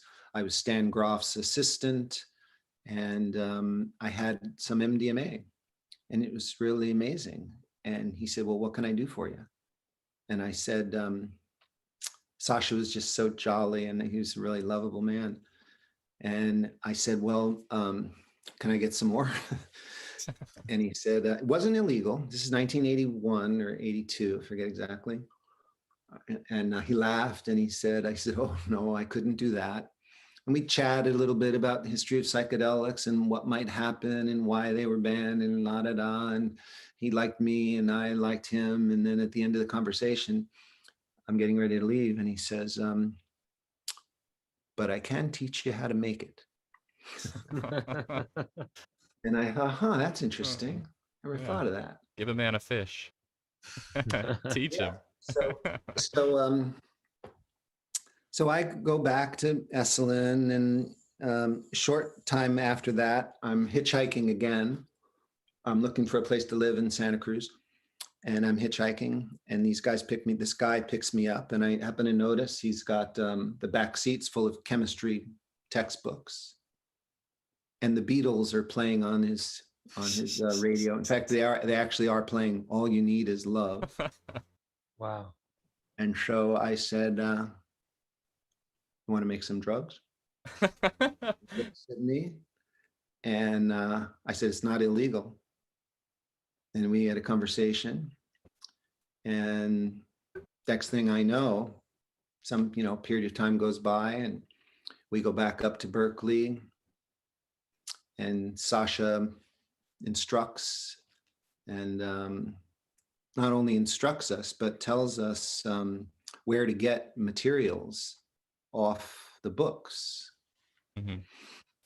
And and so the next thing I know, I think I borrowed $500 from my old best friend, and we already had the state of the art lab up there on the campus. And the next thing I know, we're with a $500 investment, we're able to produce like a kilo of totally pure, pharmaceutically pure, tested on a nuclear magnetic resonance thing. Wow. And wow, like magic dust, I call it. And so I had an agreement with Sasha that I would keep this. I wasn't going to be a drug dealer. I was going to be an underground researcher.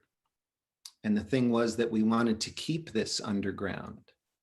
That one of the things about the 1960s that was so chaotic and disruptive was that these powerful drugs, instead of being used in a sacred, mature psychological context, were popularized and bandied about and profaned, and people who weren't ready for them took them, and it was a lot of sensational crap.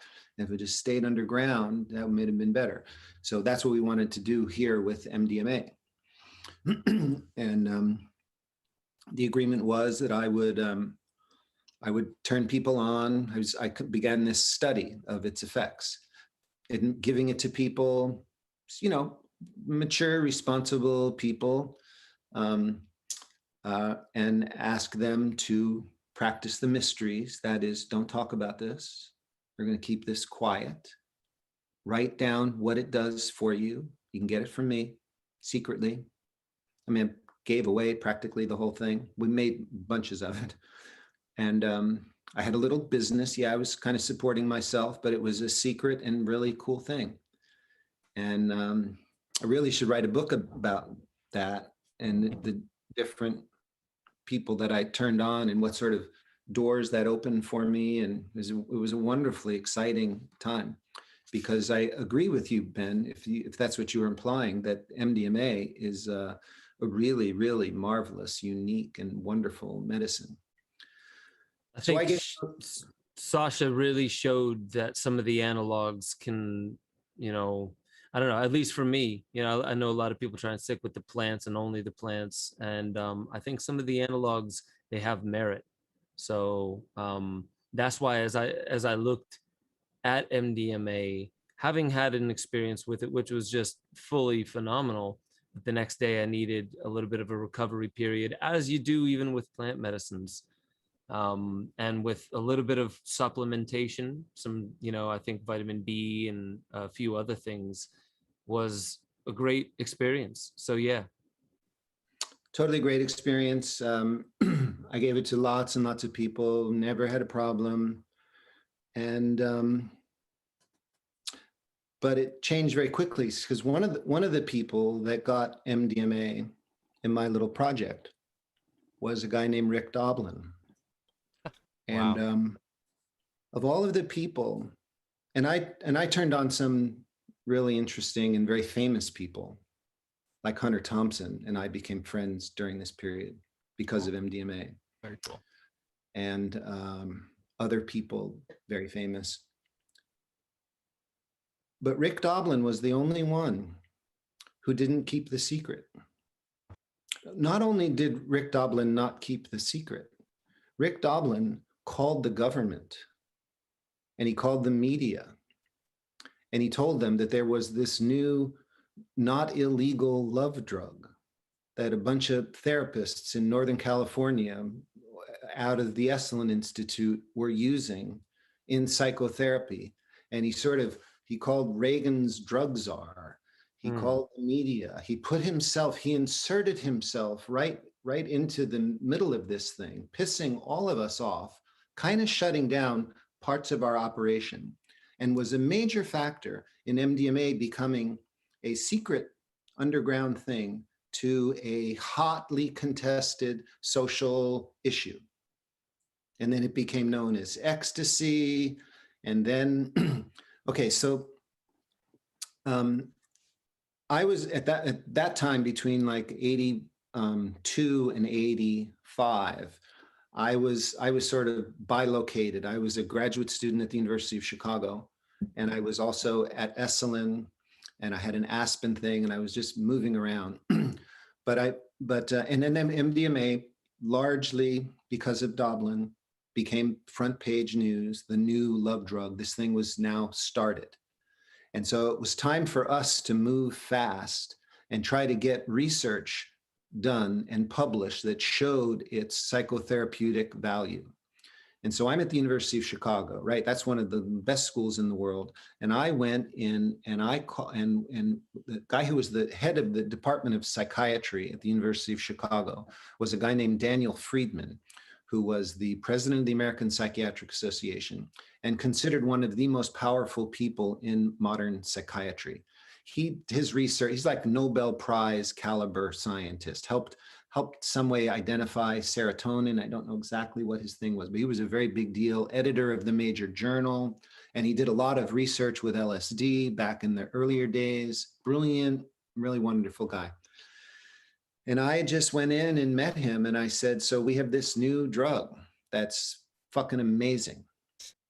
And he listened to my stories, and I had a stack of, reports about people, having these breakthroughs in dealing with trauma, or dealing with drug addiction, or dealing with relationships, or just opening up to spirituality. And he was very impressed with all this stuff. Okay. This is the president of the American Psychiatric Association. And he liked me, and he said, well, yeah, I need to introduce you to, and he introduces me to a guy named Charles Schuster. Now, anybody out there that's listening who's read, has Michael Pollan's book, do a little index work and find out who Charles Schuster is. Okay, so Charles Schuster in the early 1980s was head of the University of Chicago Drug Abuse Research Unit. And I went in and said, Dr. Friedman said I should tell you about this stuff and that we should get some research going ASAP. And so I gave some to Schuster. I gave some to his lab guys. That's how you make friends. They all love me. We all shared this wonderful stuff. And we were beginning like, okay, this is going to be the next phase of MDMA. It's going to come out of the underground and we're going to quickly get it in here. Okay. And so then I decide I'm going to write a paper about my research. I called it The Curative Effect of MDMA. And I scheduled a presentation at the University of Chicago on May 31st, 1985, which happens to be the day that the DEA declares MDMA illegal. So what a coincidence. I'm on my way out the door from where I was staying in Chicago to go deliver this lecture on the curative effect of MDMA, a drug I'd been handing out to students and professors as this new, safe, intermediate psychedelic drug. Everybody's loving it. But I walk out the door that day, the headline, big headline in the Chicago Tribune, ecstasy declared illegal. Huh? What the fuck? You read the article. It's citing Charles Schuster as the national expert, the guy who I had turned on just like 6 weeks earlier, and all his lab guys. He didn't know anything about this drug. Yeah. He suddenly quoted in the Chicago Tribune nationally, this drug causes brain damage. It causes a depletion of the serotonergic receptors in the brain. And therefore, we have to, the government is referring to this guy's research and saying, we have to make this drug illegal right now to save brain cells. So you can imagine how I felt. You know, I'm about to give this lecture. There's 100 or so people coming to hear me talk about this project that I've been doing secretly for previous couple of years. And suddenly the front page news says it causes brain damage. Now, I don't know if you've ever been to the University of Chicago, but they really value their brains there. Yeah. So now this guy that's been giving this toxic substance, where I had been assured that there wasn't, it was within the accepted range that I was prescribing, 125 milligrams with 50 milligram boosters. It was safe. Yeah, there'd be a little recovery time. This is like totally pure stuff. So I had to do a little explaining, and I see this in the paper, and I call Schuster, and I say, "What the fuck are you like? What the hell?" He goes, "Oh, Robert, look, I know, I'm sorry, you're upset about this, but I can't talk now. The NBC is coming to interview me in my office. If you want to come down, come on down." So I had time. I go to his office. There he is in front of these TV cameras. This is 1985. He's explaining this theory that he did research with MDA that showed that MDA causes this depletion of the serotonergic receptors in the brain, and therefore MDMA, because it's structurally related to MDA, might cause the same brain damage. Therefore, we should make it illegal. And he's explaining this to the national news. And I am fuming because I knew a little bit about this. Now, it happens to be that there are many medicines that are commonly prescribed, cold or allergy or diet pills, that are methylated amphetamines that bear a structural relationship to MDA. And I said, "Are you calling for an emergency ban on Sudafed and rah, rah, rah?" And I started kind of yelling at him. And I said, "You're doing just what happened with LSD, creating this controversial sense." Remember when LSD became, well, you don't remember, but when LSD first started becoming popular, they said, "Oh, this causes chromosome damage. Don't take," making it really controversial and dangerous and exciting to people. And here he is telling this. I said, "Wait," he says, "Robert, please." And he takes me back into his office. We'd become friends. He said, "Look, I know you're upset about this, but he said, "Look," and this is a direct quote, I'll never forget it. He says, The government gives me a lot of money. They funded he had a whole floor of the hospital there. The government gives me a lot of money. Sometimes I just have to do what they say. There it is. Whoa. And so, let me just finish. So, like a few days later, shortly thereafter that, back in those days, there was a very popular TV talk show, Phil Donahue did a whole thing on this new controversy, MDMA, ecstasy. Now it's called ecstasy. And who's on the program? Charles Schuster, this leading expert who'd known about it for 6 weeks. And Rick Doblin. Rick Doblin, who's an undergraduate with absolutely no academic or scientific credentials. In fact, the fact is that Rick Doblin had been busted for cocaine, dealing cocaine to undergraduate at his college in South Florida. Suddenly he's on TV with Charles Schuster, and this debate begins. Charles Schuster saying, no, it causes brain damage. And Rick Doblin saying, oh no, it's great. Like, the fuck, where did you? And this is where MAPS gets started. And so it's because, and MDMA gets launched into public consciousness almost overnight. It goes from being a secret,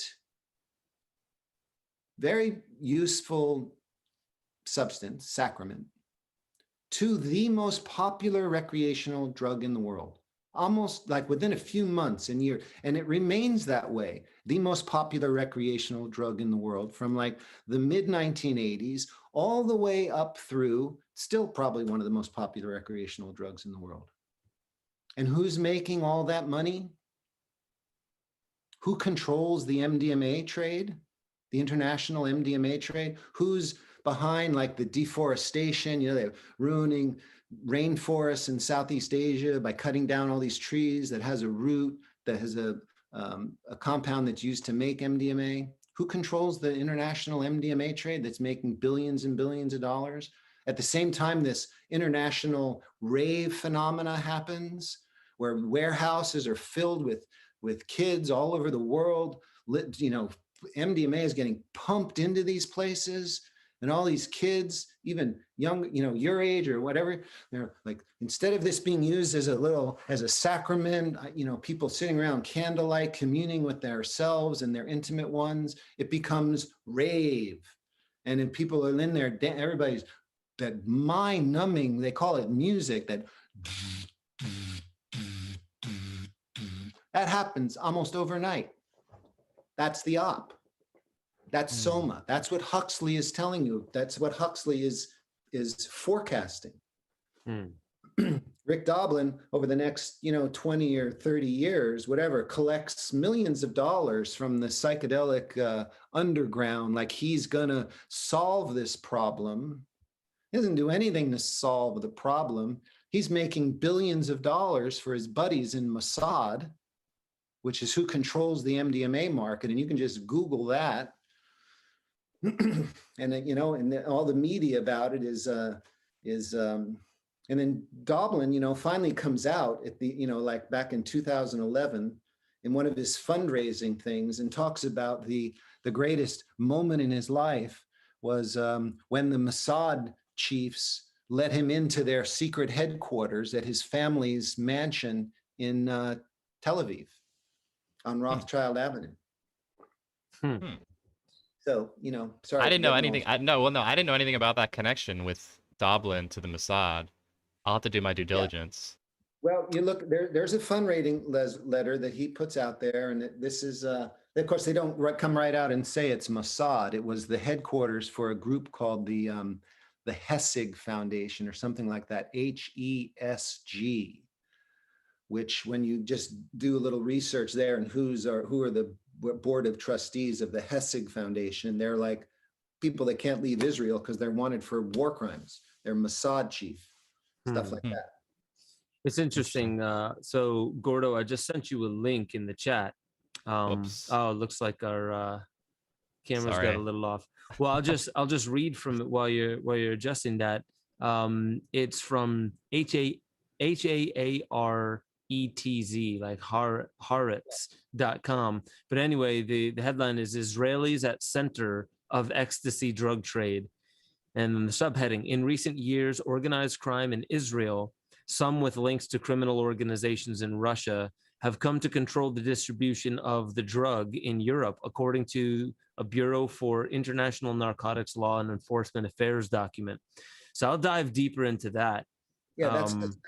But that's, again, what I'm talking about. So this, again, we use this interesting phrase, the locus of authority.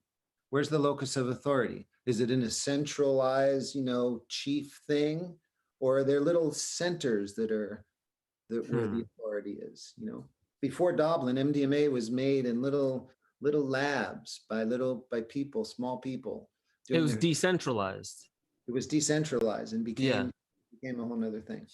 It's interesting you mentioned that, and I just want to make mention to something about MAPS that when and thank you for pointing out with psychedelica, because you're totally right, and this happens as a researcher. There was a lot of the party line narrative that got followed in that. And what's interesting is, having researched deeper into these things, during that time, I went to the 2017 MAPS conference, met Michael Pollan. Actually, that was the first time I even met Aubrey Marcus. Quite a few people that I got to meet when I was there. But I was also there with a guy named Dan McQueen from Medicinal Mindfulness out of Boulder. And he was just there to kind of help, guide me into like understanding the new territory, because I wasn't an avid psychedelic researcher before that. To get to the point, he was like, don't you find it interesting that the Multidisciplinary Association for Psychedelic Studies focuses, there's this big idea around the focus of plant medicines and those things, but really the major push was for MDMA. Like the major thing that's talked about, the major thing that funding is built around within MAPS is for MDMA.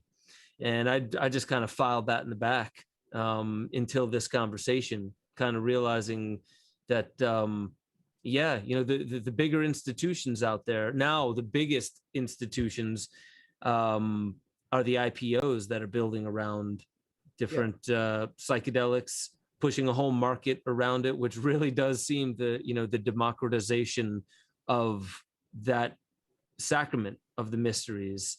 And it seems like the Soma, 1984 Soma. Yeah, Brave New World Soma. Yeah.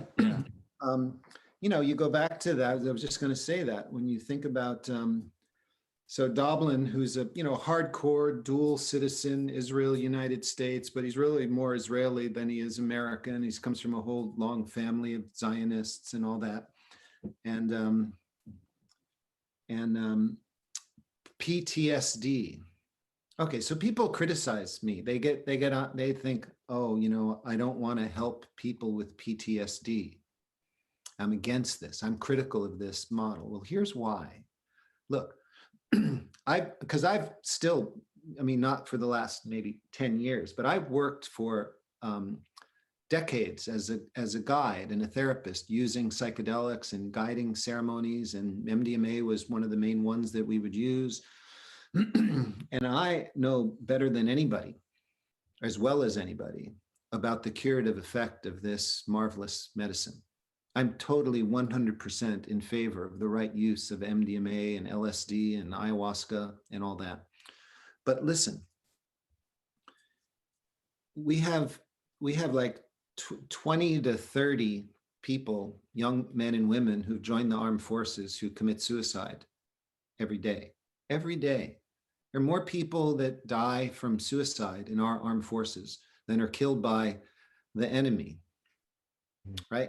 This is a major problem. This is a public relations nightmare for the military. And why are these people killing themselves? We didn't have that problem of suicides in World War II. We had it in Vietnam, and we have it now. Why is that? Well, that's because a lot of these people are lured into joining the armed forces because they've been duped by the myth of American exceptionalism, and they think we're the good guys.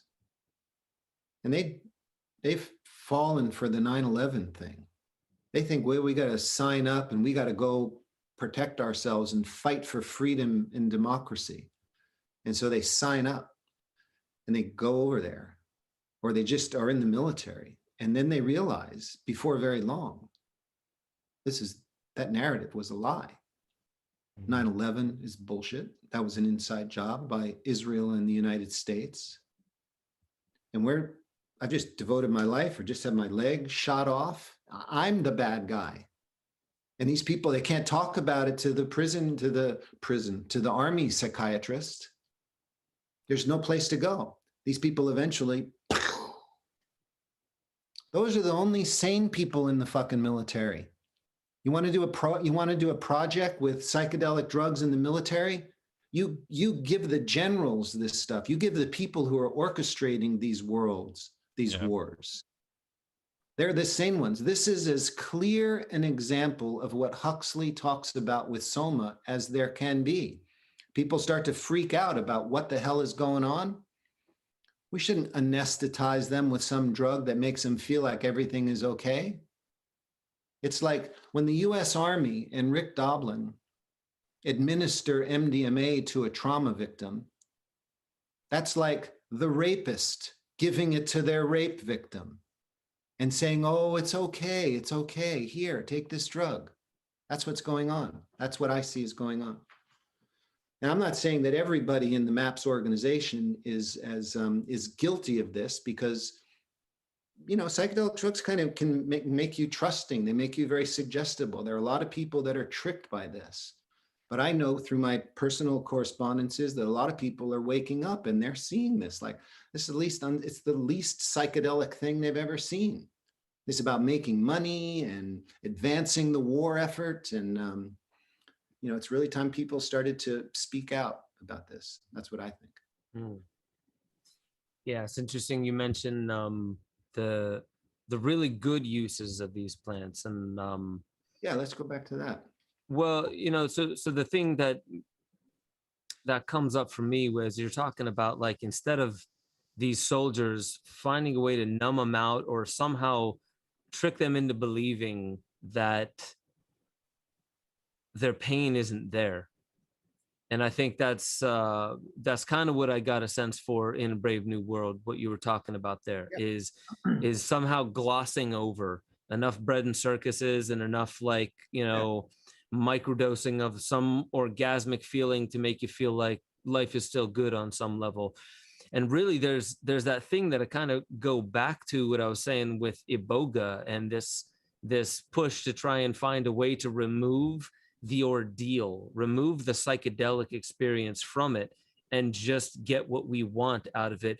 Kind of is the allegory towards the old paradigm of healing, this numb it out, remove it, look the other way, as if somehow the mind doesn't have access to that pain or what's brewing up, beneath the surface.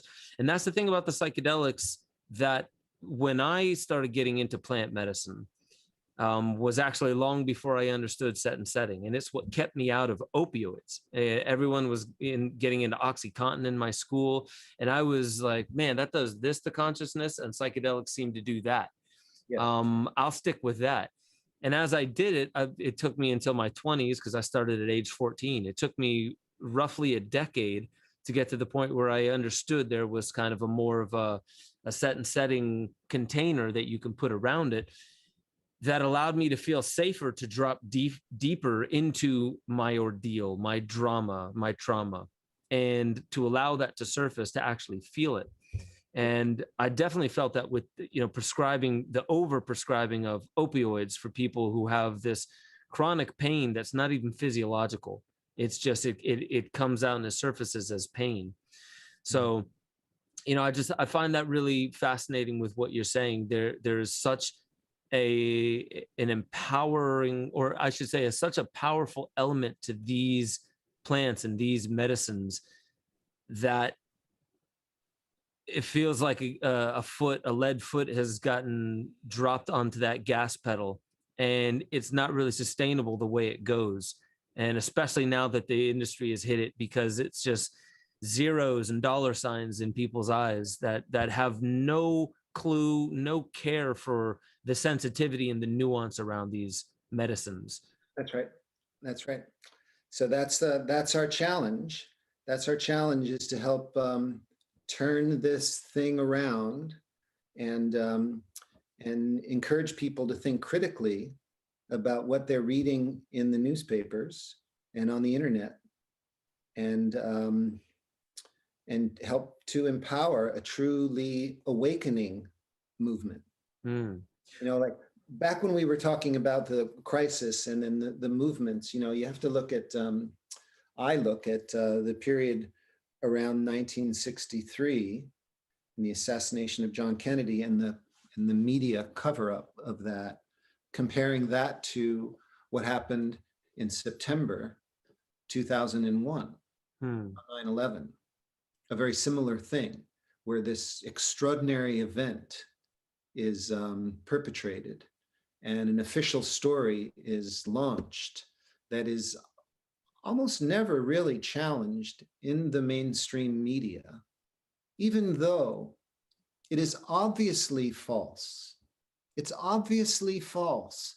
Buildings don't fall down symmetrically into a pile of dust unless they've been detonated that way to fall that way. It's a very simple thing. And if they were able to, you know, assert this story, push it, ram it through the media, launch these series of wars, who benefits from these wars? And almost no recognition in the media of the counter movement. Instead, there's this, you know, like psychedelic drugs, psychedelic drugs, psychedelic drugs. And, you know, then the latest new thing is, of course, microdosing. Anyway, I'm sorry, I went back into this political aspect, and we could. Well, I appreciate that. No, I appreciate that. And, you know, like the thing about, I also look symbolically at September 11th. Those were very important symbols of something very specific that fell that day. It was highly televised. I find it fascinating. Like, I wouldn't find it as fascinating today, but I find it really fascinating that such good camera footage was caught of those buildings coming down. There was obviously, I mean, we won't go deep into that, but just the edifice, the symbol of what that meant as that fell. And Gordo and I had some podcast about Catherine Austin Fitts talking about this plan by the end of the 90s to get all the money out of the US. There was these events that were going to come, all leading up into what William Strauss and Neil Howe talked about as the fourth turning, because they published the book in 97 saying somewhere around 2005, give or take a couple years, there will be an inciting incident. It'll probably be economic, and it'll lead through a series of other events that will culminate in their intensity around 2020. Yeah. And then they said, surely after the fact, they were like, you know, guess what? Right on cue, it was 2008. And they said, they even mentioned in that book, 2008, right around when the older baby boomers will start collecting Social Security. And so there will be this event. They didn't mention, they mentioned false flags. They mentioned all that kind of stuff. Incredible read. If you get it, read chapter 6 of The Fourth Turning. And it's just appalling. Yeah. So, but in that, the interesting thing is as we're talking about what Catherine Austin Fitts was onto, what these guys were talking about, and then this event happens, this turning point in American history where these two towers fall. It's very, you look at the tarot, what the tower card, the tower that's being struck by lightning coming down, what that represents is a radical outward and outer change of entire existing structures. And what's interesting is it did such a thing. It's also taking its time. There's like, it's a chain reaction that seems to still be going on today. Yes. And now if you look at one of the biggest things that's changing is the economic structure, the whole World Economic Forum, what's happening with the Great Reset, the idea of moving from shareholder capitalism to stakeholder capitalism. There seems to be this huge economic transformation that's happening. And okay, maybe it is just a coincidence, but maybe it's not just a coincidence that the psychedelic thing is exploding right about now. There's decriminalized nature things happening in cities all around. I have people contacting me nonstop from doing psychedelica about these movements, and I also see there is something under the surface that is empowering about it, but there's also something under the surface that's hijacked about it. And it seems like you can't do away with one. You can't say that one exists at exclusively and the other does not. I think that any powerful tool, you're going to have its potential to do the bidding of the masses and the bidding of the very few. Right. And the more powerful the tool or the phenomena, the more we're going to see this kind of split. We've already mentioned religion in general. Another really powerful example is sexuality. Right? I mean, sexuality, that's got to be, one of the very best things that human beings enjoy, the very essence of our existence. And when it is, between consenting adults, however many there want to be, it's a very beautiful thing. But when it's used, when it is imposed on you from the outside, that's when you get the sex industry. That's when you get trafficking of human beings and all this really, horribly despicable stuff. So that's the story that we're. Yeah, so I want to get to one question that came into the chats. But before, just to kind of push on that, I mentioned before the connection between AI and psychedelics. It's a loose connection that I'm getting into in my research, but there happen to be like a lot of correlations that kind of move towards what does happy look like in the postmodern world. And so right now, what haptics are on your phone when it vibrates. That's a haptic device. It sends you something other than just an audio signal to alert you about something. But then now with AI, there are these ways of like having haptic suits. You're playing a video game and you can feel like you got shot. If you got shot, you can feel like somebody is walking through you literally if, an avatar moves through your avatar. Obviously, if you look at 2/3 of the internet, it's sexually related. It's porn for the most part. And even in advertising, it's got such a sexual edge to it. So the future of some of these haptic suits, from some of the research that I've been getting into, which is really just kind of like having a philosophy about where it might go, is having full body haptic suits that you can have something introduced into you. Yeah, thanks, Gordo, for showing that. These are partially full body haptic suits, but imagine you're dosed with a cocktail of various feel good chemicals, and then you're put in this haptic suit, and so you can have like these full body orgasms while like the perfect whatever is in front of you, whatever you find sexually erotic. It may not even have to be human, it could be a hybrid, going into these different fetishes. I've felt like something like that would be what it would look like to actually be in that brave new world, where it's like you don't even need to leave. Go on that Soma holiday, you don't even need to leave. Just we'll bring a haptic suit to your room, we'll set you up with the eye shades, the ear coverings, we'll pump you with this MDMA/ketamine, whatever cocktail, a feel-good cocktail tailored for you, and then we'll pump this haptic suit and all this music going on, so you can have the ultimate bliss experience, so you can show back up on Monday at 8 a.m. for your job. Yep. That's another great example. Yeah. And so this is, awesome visual that you pull up there, Gordo. It's, this to me is a lot of where we're going and why you see such a thing as the spatial web and Internet 2.0, where it's literally in your room. You don't have to leave to go see Yellowstone. Just put on this, haptic suit and these goggles and these earphones, and you will be there. I don't want to keep diving deeply into the dystopian side of this. What I would love to get to is this question. And it comes from Jeffrey Cummings. He says, could we ask Robert to riff on the new mystery schools? And I want to double this up with something that I've been wanting to ask to kind of wrap this back up in a more inspirational package, which is, what are your thoughts on reclaiming some of our power? Like in the midst of all this happening, which seems so out of reach of most people, like it's happening at upper echelons within society. How do we reclaim our power? And does it have anything to do with the real mystery schools that you could never do away with them, if you will, right? There's not an actual institution where they lie. You can't cut the head off of the serpent, so to speak. The mystery is there for you to engage with if you can awaken to it. And that's just my understanding of it, but I would really love for you to touch upon that. What are your thoughts on the new but not new, the timeless mystery school that is still present, and how we could reclaim our power in the midst of a lot of what you're bringing up? Yeah, well, that's a huge question. You said we're going to wrap up, but that's actually the beginning of a whole new conversation. Yes. And we can do more in part two. We can do a teaser.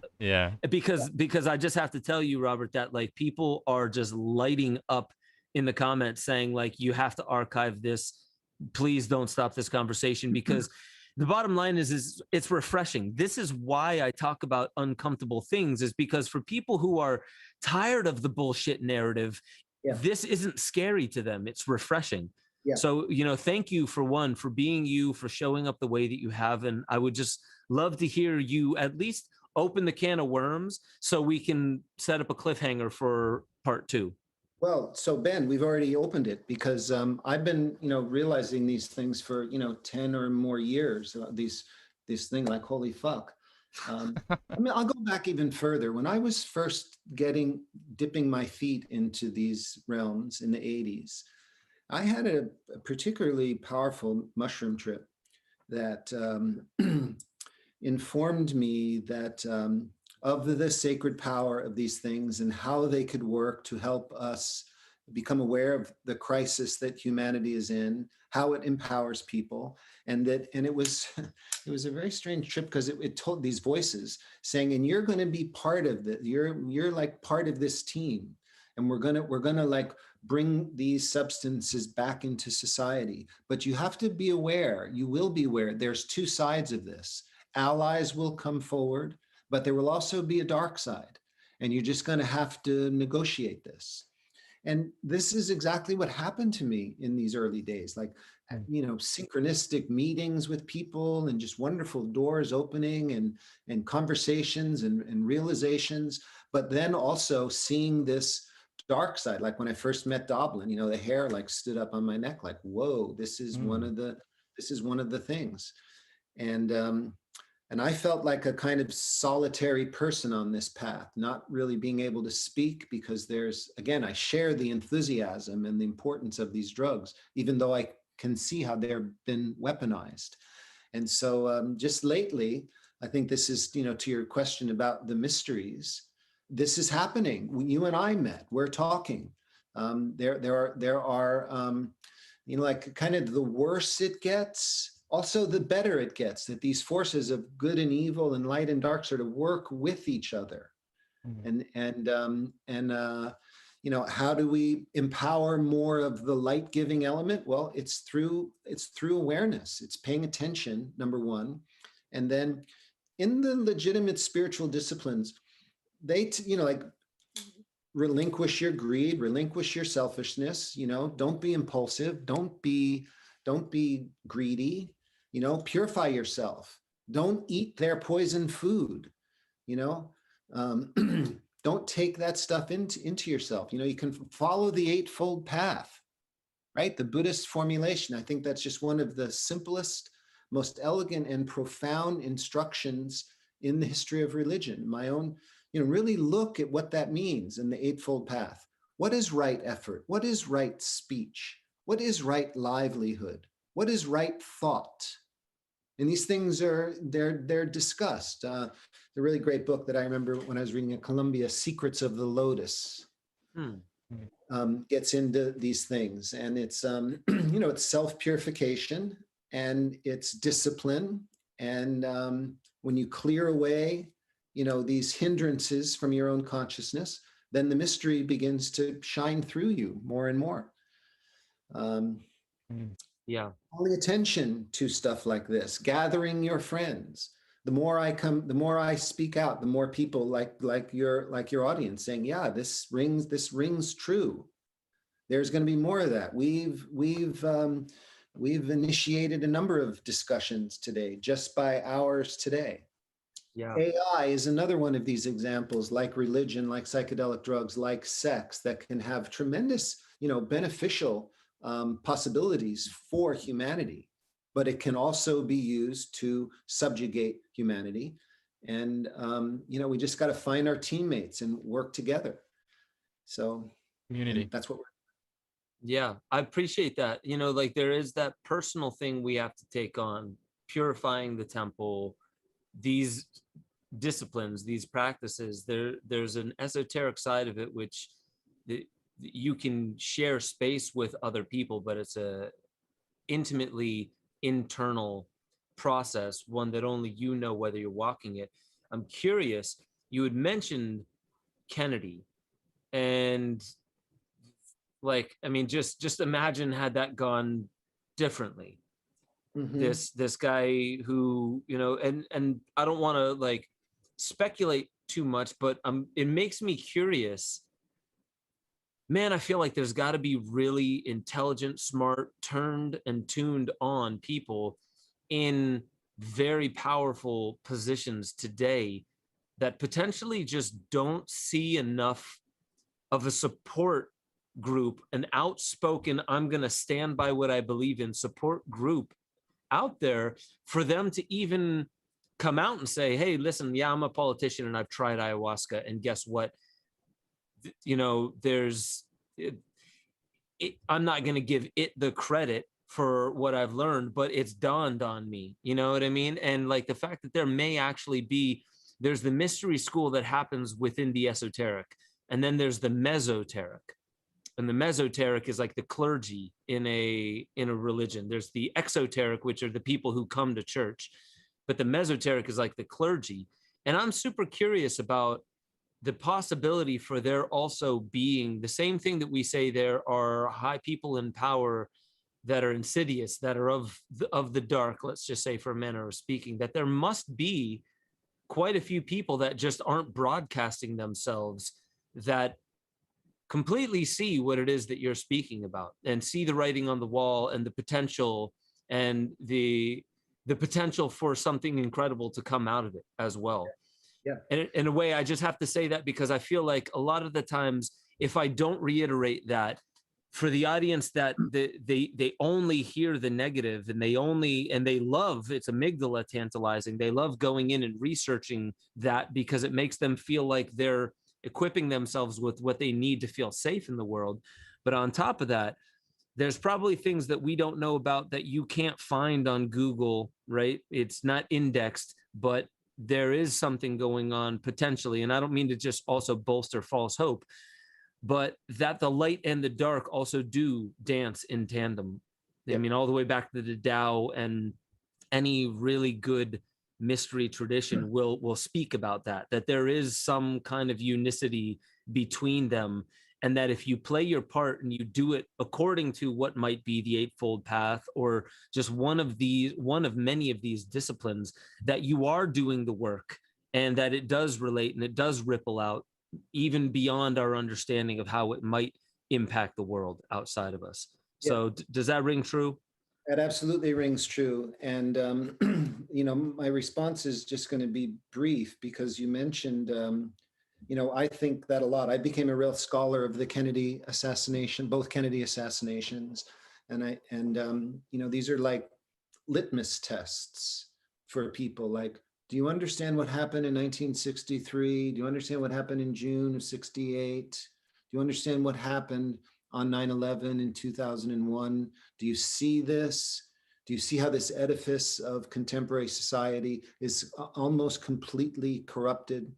9/11 is a really enlightening factor because when you understand that and you can see how densely corrupted the mainstream media is and public consciousness, that's like a place to go. Now, you also mentioned Kennedy. So I had the really great honor of getting to hang out with Robert Kennedy Jr. the other, just a couple of, that was a good month. I got to meet RFK, and I got to meet you. I think it was within a couple of weeks of each other. Now, wow. There's a man whose the spirit of his father and his brother is very strong in him. And you can see, and if you ever listen to him, just the courage and the intelligence that he exudes is beyond belief. The man is an avatar. And now look at how he's being treated in contemporary media. Somebody told me something the other day that he's made it to the top 10 of the disinformationists in this whole vaccine COVID scam that's underway. So we need leaders that can galvanize masses, and we need a kind of broad awakening of the population.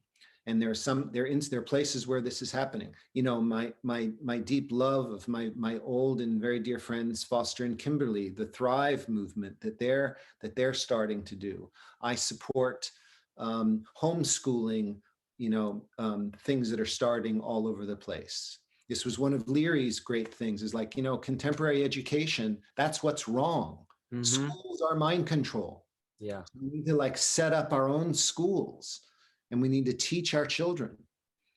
I already mentioned, what we eat with our minds and what we eat with our bodies. We have to be really scrupulous in how we conduct our life, especially now, because they're really turning up the volume and the amplitude of what's going on. So yeah. I appreciate all of that. And really, I feel like, we mentioned earlier, crisis is also opportunity. And even Kennedy even pointed out that the Chinese character for crisis and opportunity are one and the same. And so what we find ourselves in this day and age is as much of a crisis as it is, 2020, 2021, as much of a crisis as people feel like they're going through. There's also something kind of tantamount to, if you've had a psychedelic experience and you've had what you would call, a dark experience, and it doesn't have to be on psychedelics either, any dark experience that you have undeniably been transformed because of, has that opportunity of, even at the same time, you can adjust a lot of, things that are out of sync in your life in moments like this. It almost seems to have this neuroplastic effect, that crisis can allow you to reprogram some of the programming that has come from literal TV programming, and also the programming that comes from the schooling, the educational system, the indoctrination system, because there's the education, the original intent of it was more evoking out individuals' own intelligence rather than cramming information and reprogramming the way one would think. So so with that, I appreciate that. I appreciate you mentioning it like that, because it is empowering to know that each one of us, it does start at home. It starts with our own body. It starts with our own family. It starts with the sphere of influence that we have access to, and not being so hypnotized by the way that it seems like it's only happening in closed rooms with, private military security, that the real work is done at home. And that's not to say that it can't ripple out by your very action, but it has to at least start at home. So I appreciate that you're always bringing it back to, and I like what you said about the Eightfold Path, by really understanding these simple yet timeless aspects of who we are. Maybe we come to remember who we are. The same thing that a lot of people in psychedelics are saying, oh, I visited my ancestors and I had this memory of all my past lives and things like that. You could access that in so many other ways than having to take some kind of psychedelic plant. This memory of who we are and the power and the force of human consciousness. So man, there's so much there, and I really do feel like maybe this would be a good time to wrap it up. And I'm already going to say we got to do a part 2 of this, and and dive a little bit deeper into it. But in order to wrap this up, I would love for you to tell the audience, like, what now for Robert Forte? Like, I know you just launched your website, which is incredible, with an amazing name, so I'll let you tell the audience about that. But how can people connect with you? What now for you? And how can people engage? Okay, well, thank you. Yes, I did. In fact, just today, I've been. I might have mentioned this. Last summer, about a year ago, there was a fire up here in the Santa Cruz Mountains, and I lost all of my possessions, my library, my correspondence, all my paper analog stuff from pre-1995. And it was a bit of a blow, but it was also a great lesson in letting go. And I've got my feet back under me, and I'm putting together a website, which I would love everybody to come and check out. It's still rough. And when I said that to a friend of mine the other day, he said, have you ever met anybody who says their website is really complete? I mean, they're works in progress. So I've launched today. I scored this wonderful name. So it's alteredstatesofamerica.net, and alteredstatesofamerica.net.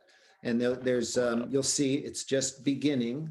I'm asking for you to subscribe, so a kind of nominal fee per year. So because I want to ensure, a lot of people get drawn in here, and I want to keep the conversations at a high level. I'm asking for a nominal fee of $25 to just sign up for this and take part in these discussions. And I'll be blogging about various issues, mostly pertaining to psychedelic drugs, because that's really my field of expertise, but more in general, consciousness and obedience and conformity. Yeah, there it is.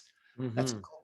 I took that picture of my my home in Vermont, a beaver pond on the edge of our property. And so that's it. Yeah, looks nice, doesn't it? And then there's a little bio and a poem by my sweetie. And, let me know what you think about that. And so that's a way to reach me.